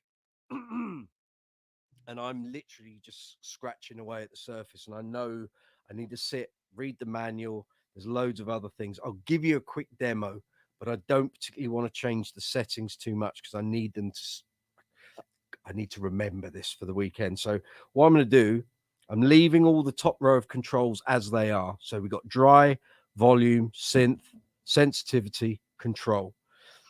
2 inputs either side, inputs and outputs. Right hand side is input and expression pedal. Right hand side is synth, output and dry. Various things you can do with this. Check it out online. I will do a video review and a demo soon, as quick as I can. There's so much to this, it might be a couple of videos, but let me just run through the different bass synth types. So I'm leaving the settings as is. When the review and demo videos go up, you'll see everything it can do, but let me just give you like a bit of a flavor. So we've got 1, 2, 3, 4, 5, 6, 7, 8, 9, 10, 11 types of bass synth. So okay, I'll give you a quick run through. So that was called Twin. This is called Laser. Try and play something relatively simple.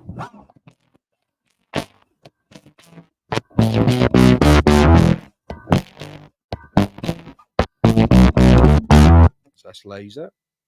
Then we've got, well, the eyes aren't what they used to be. X Fade. It's called.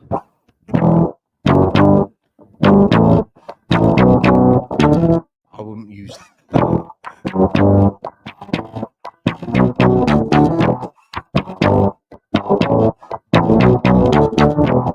Right, next one.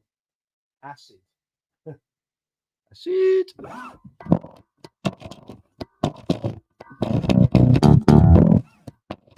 Obviously, I'm not getting the best out of these presets because I'm not playing with the controls. So that's Acid. What's that? Cosmic.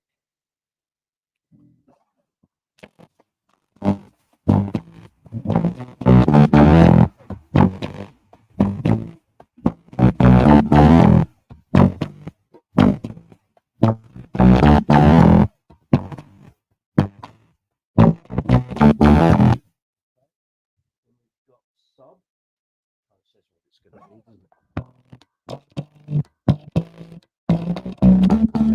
No, that's overloading on the interface. Sorry. Right. Growl.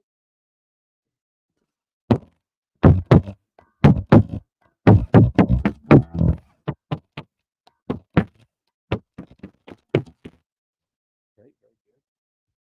And next one is called Wow. I kind of think I know what that's going to be. Next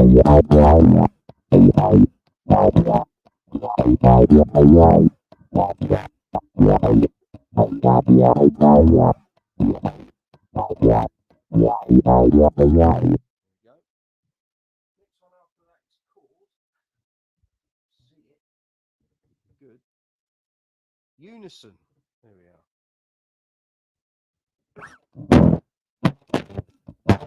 Not funny.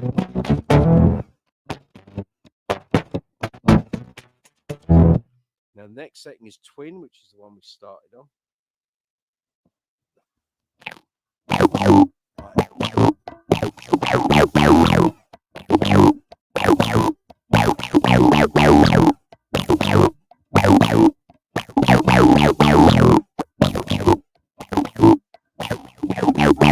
Now the next one's a bit weird. This is called Spectre. Now I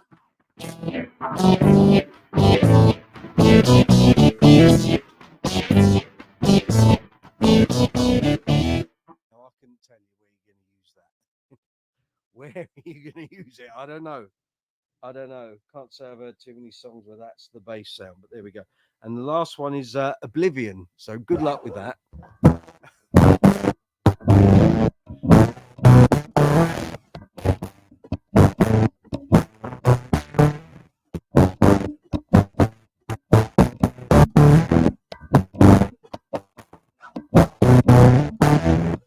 like I say, I'll do a review video and a demo video, and we'll go into the sounds a bit more detail and find things that are more usable. So anyway, it gives you an idea, but I was just pleased that I got a sound for acceptable in the 80s out of it. So that's all cool. Next on there, well, from there, I was literally going into my Aguilar tone hammer. So I don't really need to plug this in. You kind of know what this does. So I've had this on my pedal board. Well, since 2019 when I started doing IEM shows. So swear by it. Great piece of kit, built like a tank. Basically the innards of an Aguilar tone hammer amp without the power amp section. That's what this is. And it's great, fabulous. So it's great without using anything, just running the DI out. Then you've got, obviously you want to kick all the tone shaping in. And then you've got the AGS circuit, which is kind of like a mid-range growl distortion, dirties up the sound a bit. So very handy. So that was it. So that was the setup. So very happy with all of that. Grand. Then while I was in the middle of all this, I'm thinking, well, I've taken a few pedals off or away from this setup. There's actually a couple of things I'd like to have back in. So I want a fuzz on there. So I'd already planned to put the Source Audio Aftershock in. So this does distortion and fuzz, an overdrive, tube heavy, fuzz, and obviously being Source Audio, you can go into all the presets with the app and you can tailor it all how you want. So I want to include this. Whether I'm going to get time to do it before Saturday, I don't know. We'll have to see. But there's a couple of songs where if I could have some fuzz for effect to highlight certain lines, little passages, could be really handy. Then I'd taken 3 chorus pedals out. Again, thought I'd overkilled, but I think I do need one. Now the question is whether I want to go for a combined chorus and flanger, in which case I might go for this MXR bass chorus deluxe, which does both, or if there's enough room on the board, whether I go again for Source Audio and I go for the Gemini chorus and the Mercury flanger, which we featured on the live chat before. So I've got to decide in the next couple of days which I'm going with here. But I would like to have the Aftershock, and I definitely need a chorus. And I'm starting to use a flanger more often for effect, for little passages, or if there's a slap section, using a flanger on a slap passage sounds great. So yeah, got to get into all of that by the weekend. So that's that really. So I'm take the earphones off. So you got any questions about any of that? I know it's 20 to 10. Took a while to do that. Sorry. But I hope that sort of gave you an insight into what I'm doing. So in a minute, I'll tell you, in fact, I'll leave the bass plugged in. And I'll take that away. So just bear me a minute. Take this away. And I'll tell you what's on the set list. So if you come into the show, you can hear these. But I'll tell you what's on the set list and things I've found learning the lines.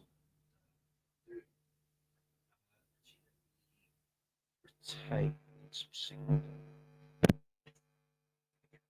There we are. Beautiful. Okay. Right, let me go through these messages. Right, we got to there, didn't we? Bill saying hello to Stacy, Patrick saying hello to Stacy, and Stacy saying hello to Bill and Patrick. Very good. Yeah, so set list. Here we go. Although, as I've mentioned, there's been some changes to the set list today, so we will see probably by the morning what the actual definitive set list is. But let me give you an idea. So our original thing. This was my original work of art when I was learning all of this. There were 44 songs. Actually, there's another page to it. Let me dig out the other page. Give you the full look at it. There we go. So when we were putting this all together, August, September, it was all of this. It was a lot. And I had to make notes on things that were going to use bass synths and 5 strings and drop tunings and all of that. It's got all my little notes and turnarounds and what have you. Anyway, we took 4 songs off of that after 2 or 3 rehearsals. So we got rid of Rihanna, We Found Love. We got rid of where are we? David Guetta, Kelly Rowland, When Love Takes Over. We got rid of Careless, I think it was called Apocalypse. I can't remember. Acapella, not Apocalypse. It's been one of those days, I'm sorry. And we also took one more out. We took out The Weekend Blazing Light. Yeah, The Weekend's song. I can't remember. Brain's gone to mush. Blinding Lights. Thank you, idiot.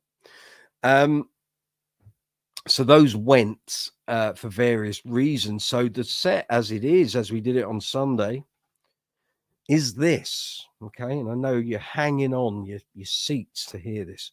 So from the Uncle Funk set, we've taken the dance medley. We didn't want to do too much disco stuff because obviously we do it with Disco Inferno. We want theaters to book both shows. So you don't want to make one show redundant.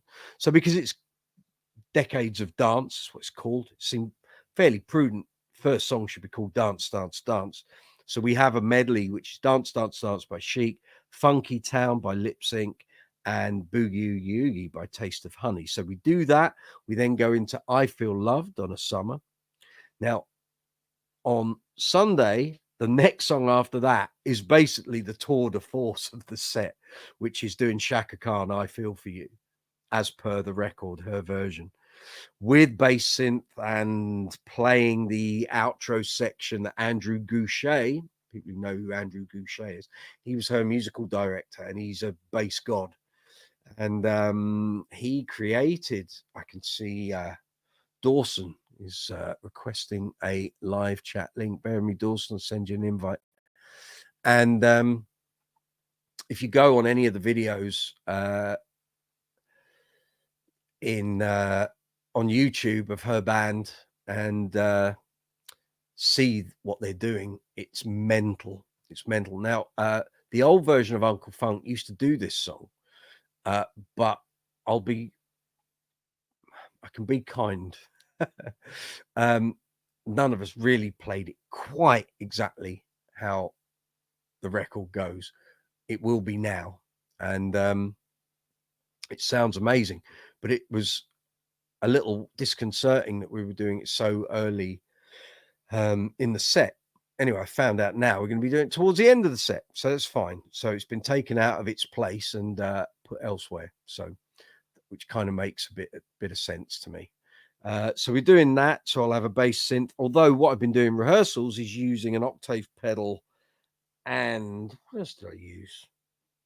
I think I was using the dynamic wah, and that kind of gave me a good approximation of the sound. But I will be working on the Source Audio C4 synth pedal to get it right.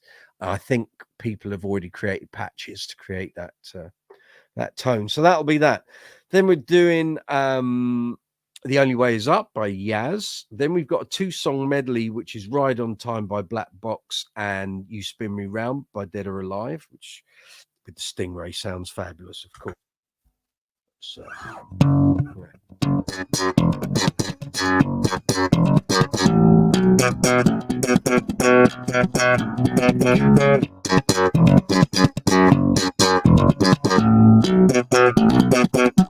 bass break, of course. So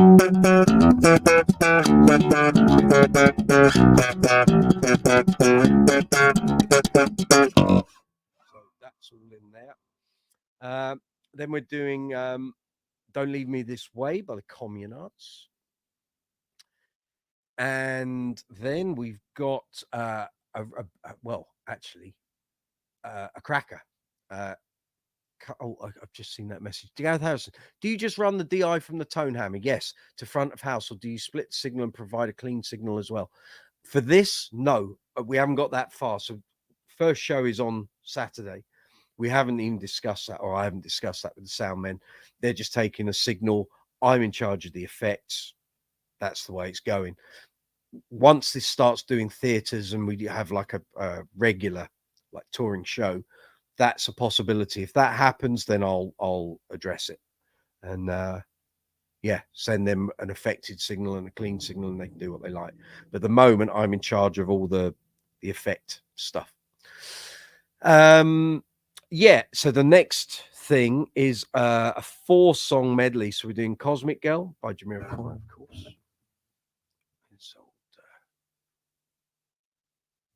Here we go. Obviously, by his nibs. JK t-shirts on. Came in the post today. Very good.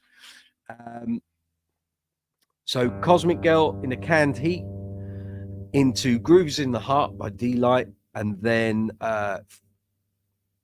Free by Ultra Nate.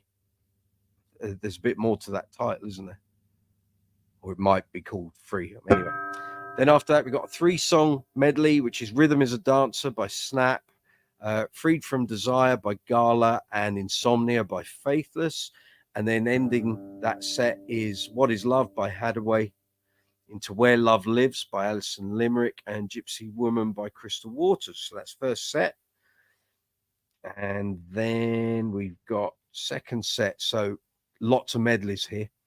So we've got Sweet Like Chocolate by Shanks and Bigfoot, Moving Too Fast by Artful Dodger and Rowena Johnson, and Flowers by, I can't remember. Hold on. Where's your notes, man? SFA. Sweet Female Attitude, apparently. Then we've got the Basement Jacks medley that we do in Disco Inferno. So Do Your Thing and Red Alert. Then we go into another 4-song medley, which is Move Your Feet by Junior Senior, into Murder on the Dance Floor by it's gone. Sophie Ellis Bextor, sorry. Then This Ain't Love by Groovejet and Sophie Ellis Bextor, and Starlight by Superman Lovers. Then another 3-song medley, which is Lola's Theme by Shapeshifters, Lady by Mojo, Make Love by Room 5 and Oliver Cheatham. Then we've got a Calvin Harris medley, which is Acceptable in the 80s and Ready for the Weekend.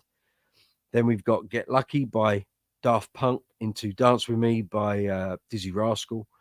Then we got 3 songs, but it's not really a medley, but it's 3 distinct songs, Bang, Bang, Bang.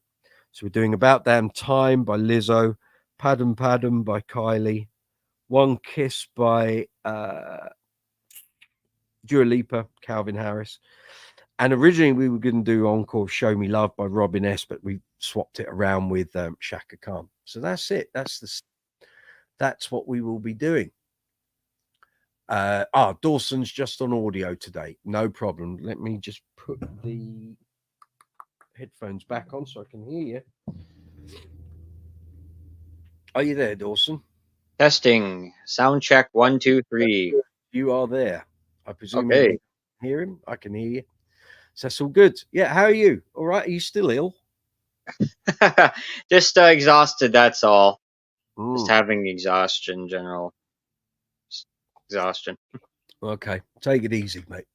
Take it easy. When you're on the road, do you ever get exhausted, or like, do you ever play when you're under the weather? Have done. Generally a fairly healthy soul, but when you're away from home, you've got to put everything in place you can to make sure you can get the gigs done. So if that means you've got to go to bed early and not party and stay off the beer and all of that, then that's the way it's got to be. But what I found is age is a good leveler. So as you get older, you realize these things. You've done them all before. And for example, if I'm going away and I'm doing like a month's worth of shows away from home, you're going to have a blast the first night that you're in town. You're going to have a blast. It's the way it is. But you then realize that you're there to work, not necessarily, you know, get your rocks off every night. And you've got to pace yourself. And when I've done those month-long trips that I used to do to the Middle East, you realize you kind of, you're going through it and you're thinking, oh, it's all right. It's all right. You know, it's fine. By about the third week, you hit a brick wall. And you've still got 7 to 10 gigs left to go. You've still got to get through them. So once you've done it enough times, like I did 11 trips to the same place, it became home away from home for me. But the first couple of trips, it's hard, you know, and every gig becomes very similar and samey, and you're seeing the same faces and it's the same venue, and you've got to not let complacency fall into your way of doing things, because that's when you start to fall ill, and you're not eating properly, you're not sleeping properly, you're drinking the wrong things. It's exercising, big thing for me always. If I'm away from home, even if I'm just in a town for one night and then we go in other places afterwards, get out, do some power walking, go and see the place you're playing in. You know, very easy with a mobile phone now. You've got Google Maps, you can see where you're going. You're not going to get lost, really. And just get out there and do stuff. Moping around and being lethargic, it's not good. It's not good for the performance either. So, but eating the right things, drinking water. I mean, have beer and what have you, but make sure you drink enough water. Sleep is important. I know when we did the trips away from home, a little snooze in the afternoon for an hour solves a whole load of problems if you're playing till like midnight, 1, 2 in the morning. Just having that little power nap in the afternoon just takes you through. And just you know, if you're in one place, you get into a rhythm of doing things. First couple of times I did that trip, I used to just do what I would normally do. So I'd get up at 7:30 and I'd go and have breakfast and and then do lunch and bit of things in the afternoon, and then go and have dinner. And before you know it, you're absolutely on your backside by about 11 o'clock. You still got 2 or 3 hours of gigging to go. Got it. Once I've done that trip a few times, and we were going to bed at 2, 3, 4, sometimes 5 o'clock in the morning, I wouldn't wake up before 11 or 12 o'clock. And I'd get up, bypass breakfast, because there's no point, go to the gym 3 or 4 days out of 7, then grab a shower, grab lunch, sunbathe a bit, power walk, bit of exercise, have a coffee. If we're going to practice or rehearse, do that. Then have your power nap, then go and have dinner, come back, shower, get ready for the show, back in vocal practice, do the show. And once I got into that rhythm, it was a breeze. No problems at all. The only problem was if you got overly tired, and especially in a hot country, the heat will sap you, is having a sleep after you've had your dinner. Because I did it on one occasion where I overslept and the guys were on stage waiting for me. I was still in bed. Oh, it happens. It wasn't good. And that only happened the once. I couldn't believe I'd done it.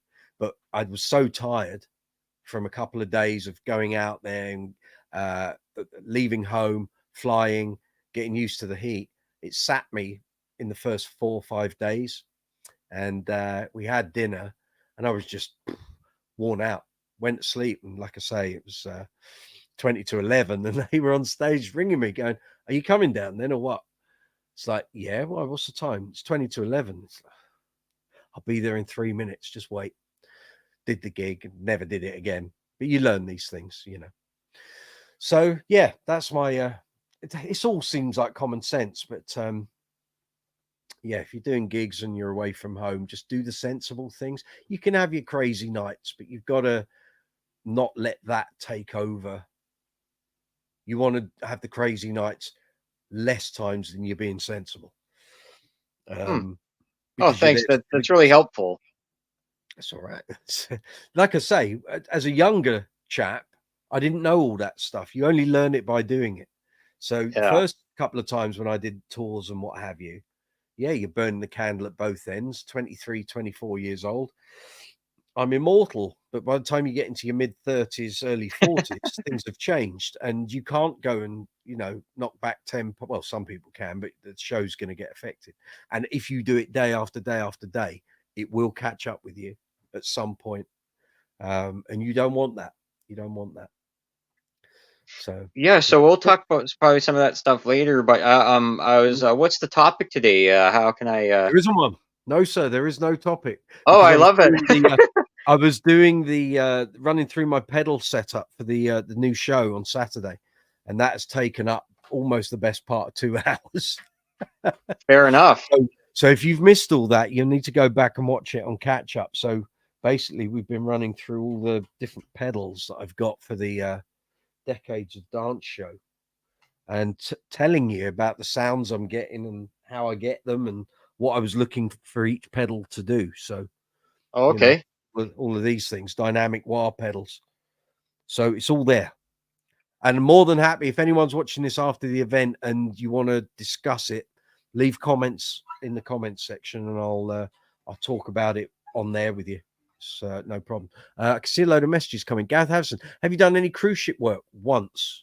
Ooh. I can't say I'm particularly enamored to do it again. I did it, and I was under the impression I was being paid more than I actually got. And when I got paid at the end, and we get the bill for the drinks we've had, and I didn't have a lot of drinks, most of it was soft drinks, it ate up almost half of my wage. So it kind of left a bit of a bitter taste. I can't say it was the greatest experience. It was all right. Not something I'd be crazy to do again. I think as a younger guy, Gareth, if you've got no responsibilities and no ties, and you want to get your playing up to speed, cruise ship work is a great way to go. But in my experience, if you're going to be part of the band on the boat and you're going to be there for a while, the money isn't great. But if you're going with an artist and they getting paid a certain amount where they're paying you, not the cruise company, in which case you might get a lot more money. You know, if a name artist wanted me to go and play on a cruise ship and I said I want X amount of pounds, then and they're paying it, then great. But when you go and you are the house band, generally the cruise companies know that you're getting 50 shows, maybe 100 shows. They can afford to pay you less because you're getting more work. Whereas the way I work is I want to work less and get paid more, as we all do. So that's the kind of thing I'm after. John Cooper, good to see you. Evening, Brooksy and all. Late as usual. Sorry, it's all right. I'll catch up tomorrow on a long train journey up north. That'll send you to sleep. Hope all's well. Mother-in-law passed away this morning, but thank you for asking. I addressed all that. It's kind of early on in the live chat tonight. Oh, sorry to hear about that. It is what it is. Everyone here knew what the state of play was. Yeah. Just her time came too early. Sadly, we had other plans for her, and we didn't get there, unfortunately. But she's in a better place now, so it's okay, John. It's okay. It's we're actually kind of dealing with it okay. I realize I'm talking away from the mic. Sorry. We're dealing with it okay. It's because it wasn't unexpected, but the past 8 weeks we've been through the ringer. And that's also, and I know I get people saying, you keep saying you're going to put all this content up and you haven't. If you knew what we've been through in the past 8 weeks, you'd understand. I haven't been able to produce a lot of content because our days have been literally on eggshells. Are we going to the hospital? Are we not going to the hospital? Have we got to do this? Have we got to do that? So all my plans through June, July and August all came to a grinding halt at the end of August. And we're kind of in that limbo. So now that we're not on the eggshells anymore, I will endeavor get this week out the way, get the new theatre show out the way. Once we roll around to Sunday, Monday next week, I'm going full throttle. I've got a list of everything that I want to go put up in the next month. It's going to be busy. So, you know, strap yourselves in, gang. There's going to be a lot of content coming up, a lot of outstanding stuff that should have been up ages ago. But now I will get focused. I will get this office into shape over the next day or two, and we're going to be flying. So get ready. Get ready.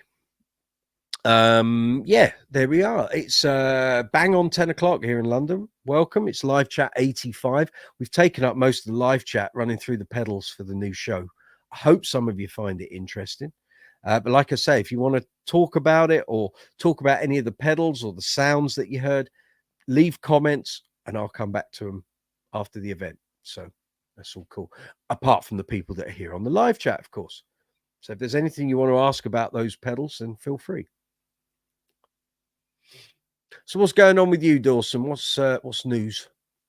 Yeah, I'm just gonna read the comments here. It looks like John Cooper is on the long train run, and you should play some Doobie Brothers on that.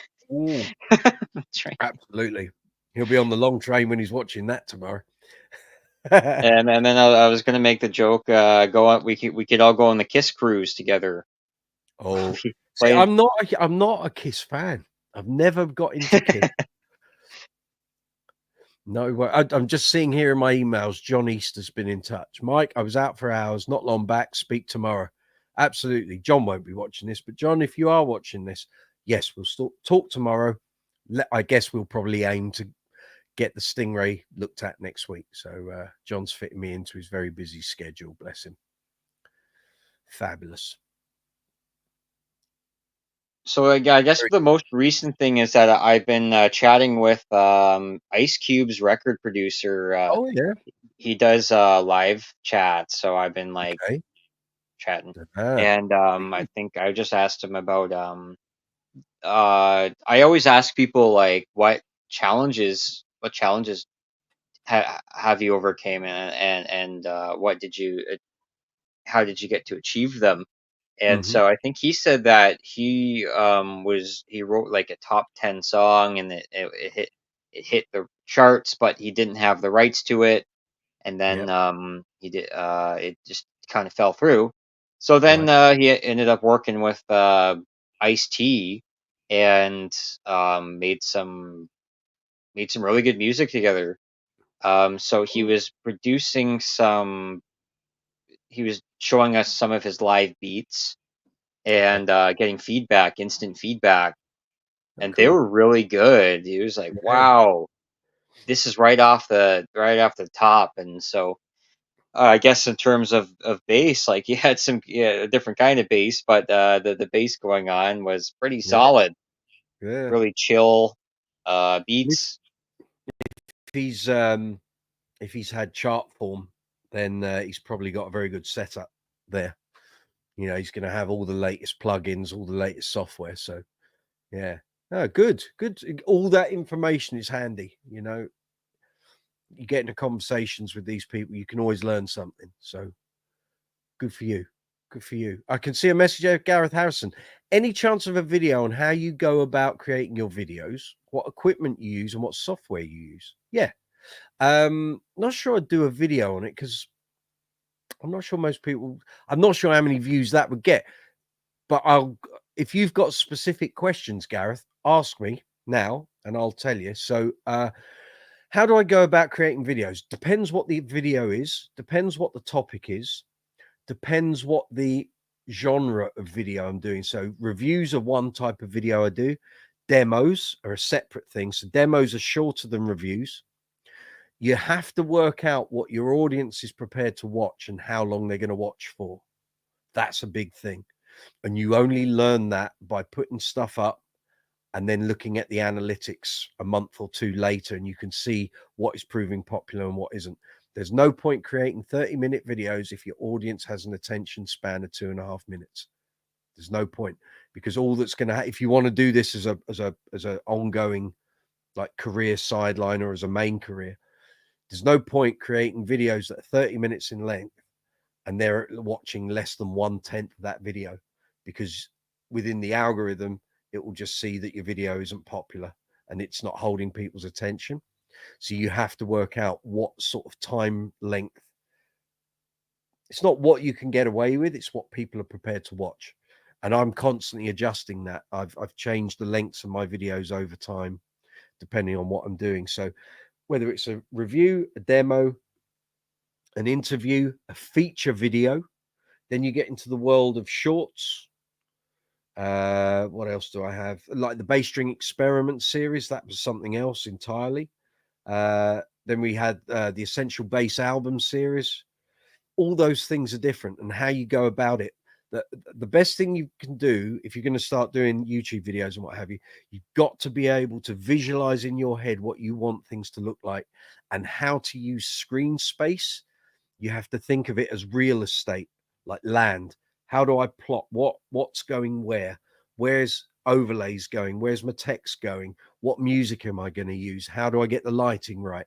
What effects am I using? What are my transitions? And all of those sort of things. You have to be able to get an idea in your head, conceptualize a video before you even start scripting, writing, because without the initial idea, you ain't going anywhere. And it's been drilled into us by vidIQ, Think Media, TubeBuddy, the lot. You have to come up with your title and your thumbnail before you even start filming anything. And millions of us are guilty of filming our videos and making the title and the thumbnail the last thing we think about. Reverse engineer it. Come up with your title, get your thumbnail, then you film. That's the way to do it. And it works. It's a big game changer. Your title and what your video is about is so important. You've got to get it right before you start filming. And like I say, loads of us used to film and then do the title and the thumbnail as afterthoughts. No, you got to do the thumbnail and the title before you even start pressing record. Interesting. What equipment do I use? Sorry for that burp if anyone heard that. Right, what equipment do I use? So I started using my phone, so it was back in 2020, so it's brand new at the time, which is a Samsung Galaxy S20 Plus 5G. So loads of my videos have been filmed on that. I also used Zoom, not Zoom, what am I? Yeah, Zoom Q2N, small like musicians thing with a built-in mic in the top. What I didn't know when I bought it in 2017 was they were about 12 months away from releasing the 4K version, which is really what I needed for doing YouTube videos. So I spent loads of time learning how to use that and what settings work best and what have you. So now that does B-roll when I'm doing workshop videos. So that's in the garage, ready to roll. So when I do these bass setups later this week, that will be doing the B-roll that you see when you look up the bass up the neck when I'm doing fret cleaning and what have you. So that was actually my main camera when I first started. Then I moved over to doing a lot of it on my phone. Now the camera that's filming me now is a Canon EOS R50, I think, which is the vlogger's kit. Bought it about a year ago. Great camera, great facilities, great hardware that comes with it. There's a few other extras you've got to buy with it in order to get it to do what you want, but very good, lovely piece of kit. I have lights here. I have various lights, and I'm always looking at other bits of gear. So there's a new small handheld vlogging thing from a company called DJI, I think. Let me just quickly check. I can tell you what it is. That's making a few waves on the vlogging side. I don't want to log into that. DJ, is it that? It might be. DJI Osmo, and it's the latest thing. It's about, well, for the full kit, it's about 500 quid. Is it that? It's the Osmo. I could be wrong though. Osmo Pocket. No, that doesn't look like the right one.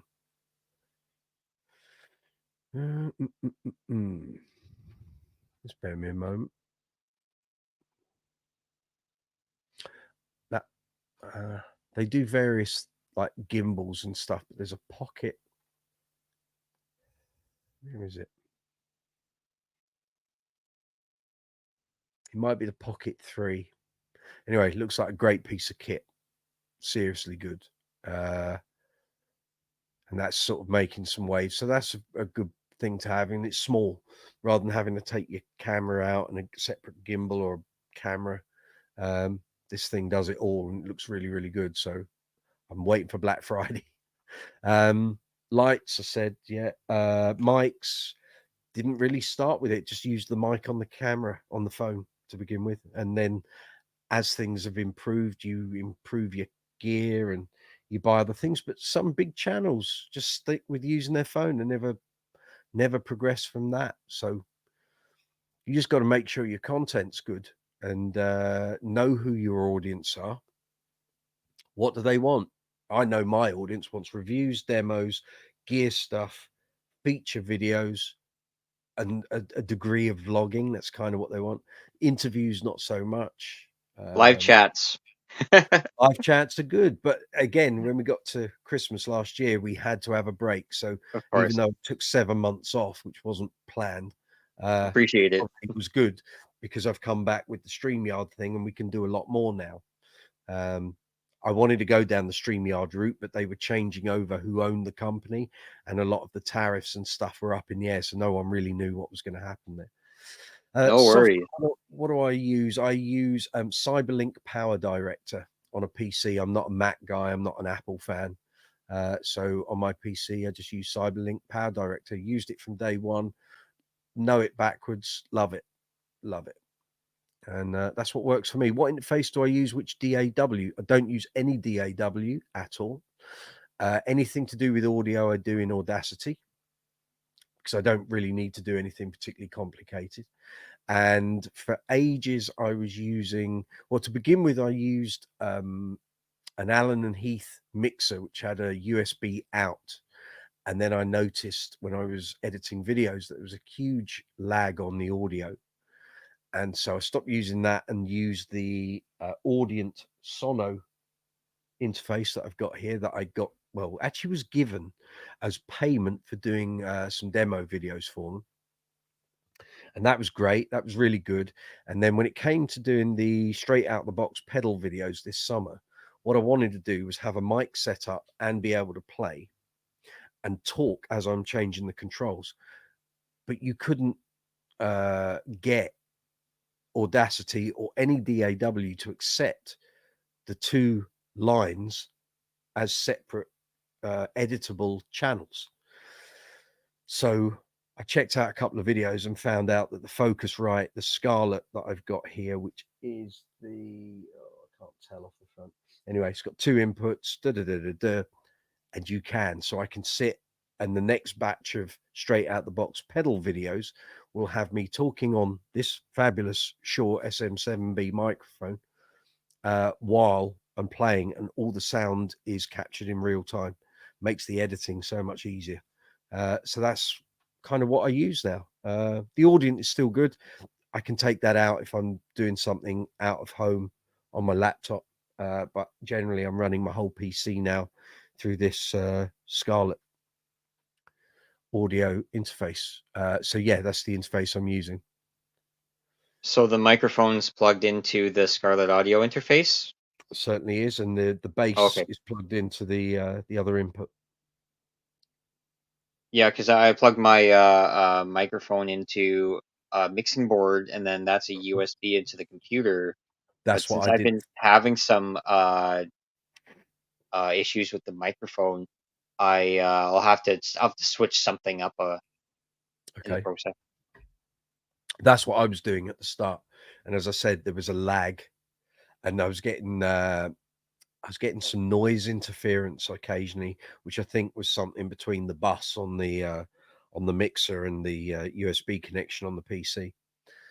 So I just thought, right, time to change things up. You only learn these things by doing them. So, John Cooper, Mike, quick status question. We love a status question. You know that.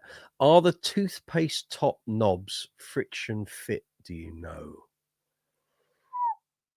Toothpaste tops. Are you talking about the small ones on your EQ controls? My volume knob has started to turn freely about a quarter turn before it catches the notch clicks. Oh, I don't know. I'm not sure. I wonder if I can carefully prise it off to check if the spline shaft is worn. I know what you're saying. Status still stock them, so I could maybe fit a new one. I think just get in touch with Dawn. She'll tell you. She'll know the mechanics of what's in there. I've never replaced any of the old style controls. In fact, I don't ever replaced any controls on any of my Stator, but I've only got. Oh no, tell a lie. I changed the treble and bass screw controls on the Matrix. Never had to change any of the controls on the Series 2000. The Empathy has metal dome screw attach controls, so they've always been very good. I think just got to get in touch with Dawn, John. I think on that one might be worth you ordering spares anyway, so you've always got them. I would say. I would think. I think that wouldn't be a bad idea. You're always covered then, aren't you? Pretty much.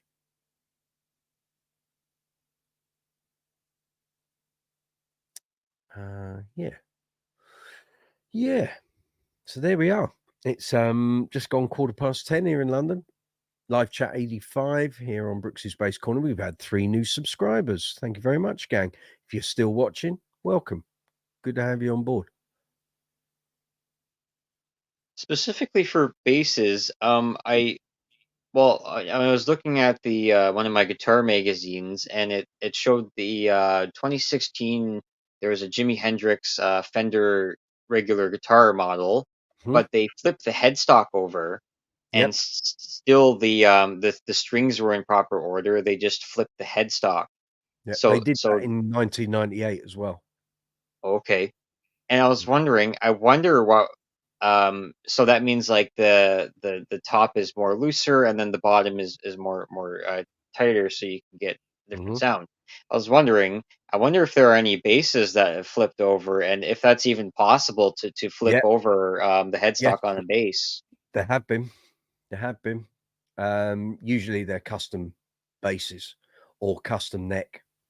So I think ZZ Top might have done it a couple of times.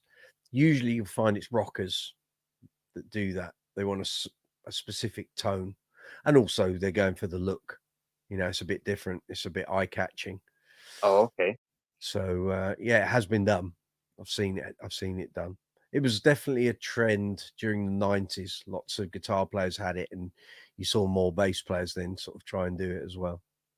Because it just, you don't see it very often. So it makes you, people will comment on it and it makes you stand out as a player, I think. There we go. Gareth Harrison, Dusty Hill has it that way. We did. Dusty Hill. Yeah. Kev Seabase, good to see you, mate. My Empathy was 33 years old this week. Well. 21st. Still sounds and plays great, but the pots need a bit of a clean. Quite a few of my basses are that way, I can assure you. They will, well, like I say, 3 or 4 of them are going on the workbench this week, so they'll be getting dealt with. And no mistake. So, yeah. So, as I say, next week's live chat, I'll have done the first Decades Dance show. I'll have all these pedals on the board. We'll see if the Source Audio stuff made it on there. We'll see how much room I've got once I put the definites on. And yeah, we'll see where we go. We will see where we go. When's the Black Friday show again? That is, give me 2 seconds, call up the diary. It's the end of November. I think it's the 29th of November. Yeah. So it's going to be very early. It's going to be very early. It will be 9 a.m. UK time because I've got to leave here at 12:30 for a show in Lyme Regis down in Dorset. So I've got to leave here at 12:30. So I'm thinking, if providing it all goes ahead, it'll be from 9 till midday. So if it's a bit early for you guys on the other side of the pond, I'd watch it on catch up. But the other thing is, because I do it so early, all the deals should still be there. Certainly, yeah, I could take some notes and prepare for that too. And we'll see yeah, man. what I can find. It was good last year. We had an absolute blast. Saved a few people some money. That's for sure. Certainly on strings. So yeah, that'd be good. I'm hoping I can do it. Condolences from Bill. Thank you, Bill. Yeah, been there.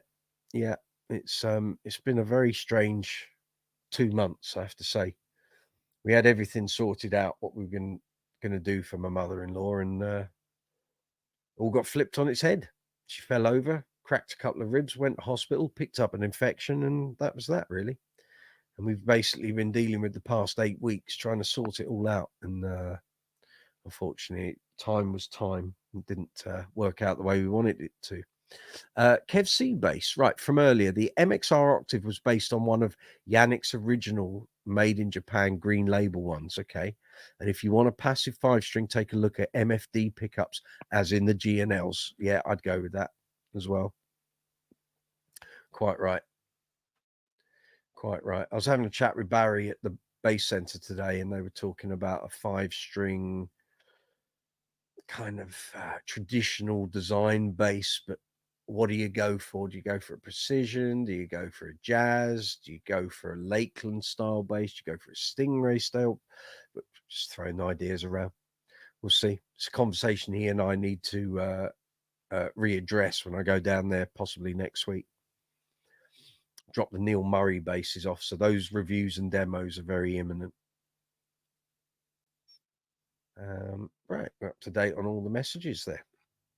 Yep, Neil Murray, Whitesnake. That's some good stuff. I listened to all the Whitesnake albums. He's a seriously good player. Haven't seen him since, oh dear, actually the same day that I last saw Mark King, which was at the Jack Bruce anniversary show. Yeah, oh, I should say before I forget, hopefully maybe Thursday I'll be putting up the vintage interview with Jack Bruce, which I did 11 years ago. Oh my god. It's the 10th anniversary of Jack's passing on Friday, and I've kind of been gearing up to doing it, but with everything that's gone on, I haven't finished editing that video, so I'm gonna be working on that tomorrow. And if you read the issue of Bass Guitar Magazine, that interview's out there. It's been there for 11 years, but this will be the first time any of the audio has gone public. So wow, that guy's a legend. Just a bit. So I'll endeavor to get that up in the next day or so if I can, before the onslaught of the weekend. So that's it. So anyone from the UK, or actually people from further abroad, if you're fans of Level 42, the UK tour tickets for next year go on sale on Friday. European dates in Denmark and Holland, I believe. So keep your eyes peeled. I think those tickets going on sale roughly the same time. So if you're a Mark King fan, Level 42 fan, tickets on sale from Friday. That's one of your favorite bands too. Massively. Very influential. Although for a long period people wouldn't admit it. But you know, they've managed to carry on going, and you know, they've had a second wind over the past sort of 15 years, and great band live. I mean, I took the drummer from Uncle Funk with me last year to Hammersmith, and he kind of knew a bit about them, but you know, he's 28 years old, doesn't really understand how big they were at the time and what a band they were, and it blew his socks off. I remember looking at him while certain songs were being played and instrumental stuff, and his jaw was on the ground. I said, well, there you go. You see, I do know what I'm talking about sometimes.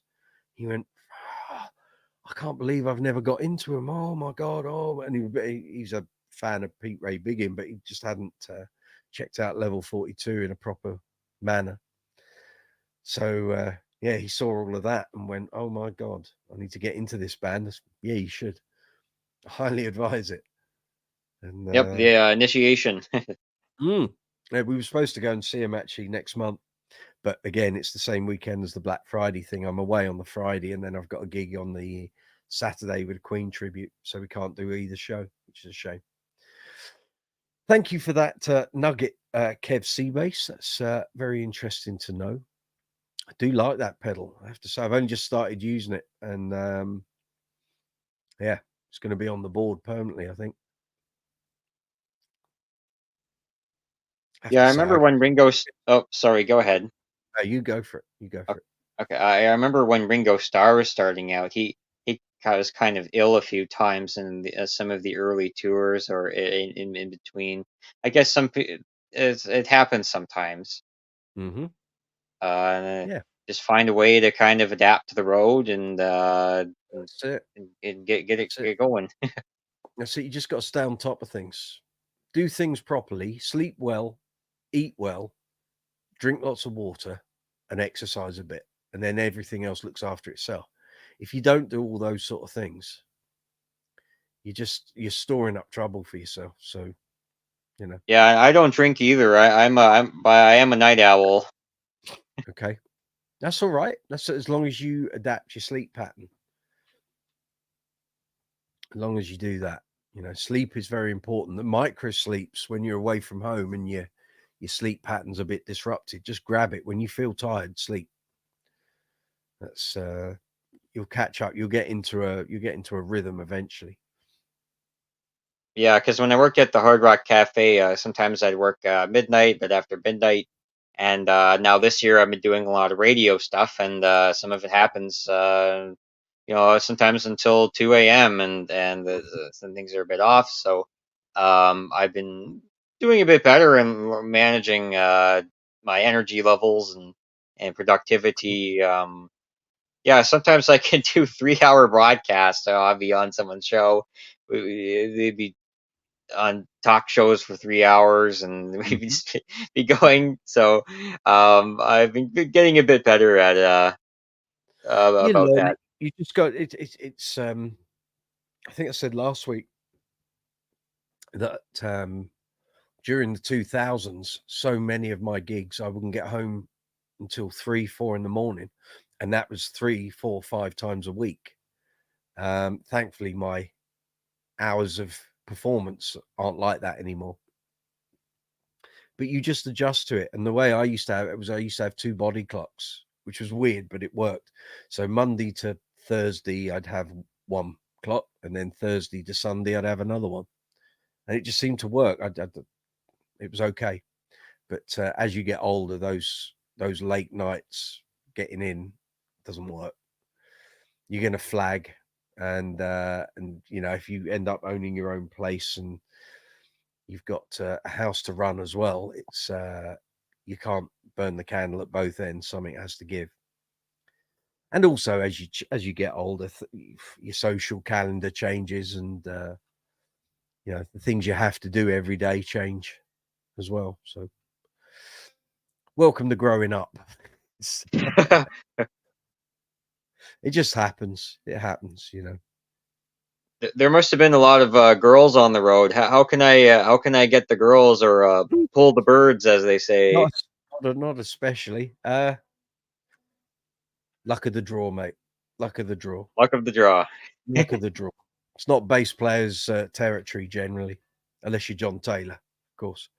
But yeah, you'll find your own way around that conundrum. Got it. But yeah, so here we are at 10:30. I think I'm going to wind this down shortly. But thank you everyone for tuning in this week. It's been a pleasure. Hope you found the effects stuff useful. That was the idea. It would have been nice if it was all laid out on the board, but as I said, I can't commit to the full board at the moment because I'm waiting for the power bank to arrive, which should be tomorrow or Thursday. Once that's installed and I've got it on the board, then I can start putting all the pedals on. And I think I've got the chain right. I didn't notice anything at the weekend that I thought, oh God, that's sapping the sound from that one or that one. There's a general rule of thumb for the types of pedals and where they should go in the board. So if I have to add the aftershock, the chorus, and the flanger, they're all gonna come. Let's think, they're coming after, I think they come after the dynamic wah, but before the monosynth. So we'll see. A little bit of experimentation required on that front, I think, and but we'll get there. We'll get there. But I can't wait. Saturday's going to be a blast. And it'll be just nice to get that sort of nervous energy because we're all feeling it in the band. It's like we've got to do this show. And Sunday was great. It was tiring, but it was great. And when we finished the second run through, it was like, yeah, we're ready. This is good. This is good to go. So it'll be great. We're all setting cameras up and stuff and filming. So hopefully, with a bit of luck, there'll be some footage to show you next week. The dress rehearsal we filmed, but we didn't have all the lighting and effects and stuff. So we'll see how it all goes down on Saturday. Hopefully, it's going to be a big crowd. If you're coming down, it'd be great to see you. Let me know you're coming. If anyone wants to come, but they can't afford a ticket, I've got access to the guest list if required. But it's all good. It's all good. I'll just need to fly over there. Yeah, exactly. Yeah, get a very fast taxi. Yeah. Okay. Right. I'm gonna. Oh, here we go. There's another question. What do you call someone who hangs around with musicians? A bass player? Very poor. Very poor. I've never heard that one, Gareth. Oh, jeez. Too many times I've heard that. On that note, with the poor level of comedy, I'm going to say good night to you all. Thank you very much for tuning in. Dawson, it's been a pleasure. Take care of yourself. We'll see you next week, hopefully. Thank you so much. That's right, man. Take it easy. Have a great week. Yeah. So thank you to Dawson. Thank you to all you fine people for joining in. Thank you for making this week as painless as possible with everything that's gone on today. I will look forward to seeing you next week.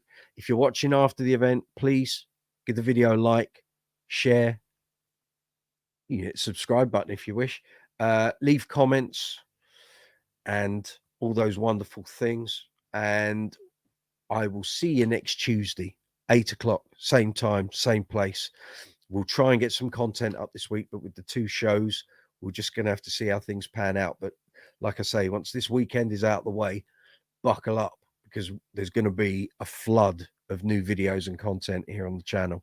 So I've got time to make up for. So yeah, we'll see. So if you've got any other questions about the effects run through earlier, stuff we were doing, leave comments, find me on social media, and I'll respond as quickly as I can. If you want to know anything about the pedals, the settings, whatever, more than happy to sort of pass that info out. On that note, take care of yourselves. Have a fabulous week. Look after yourselves. Enjoy your bass playing. If you've got gigs coming up, have an absolute blast. And I will see you next week. Keep an eye on the channel. I might do little updates on Saturday when we're at the show. And I'll do some photos, and maybe even a live chat.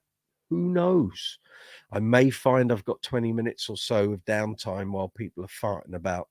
In which case I'll give you a tour of the stage. We can look at the pedal board, meet the band. How about that? You can meet some of the band. So we'll see how it goes. Right. I'm off to bed. Take it easy. Thank you very much for tuning in. I'll see you next week. Stay in touch on social media. Keep tabs on the channel. Love you and leave you. Take it easy. Have a great week. All the best.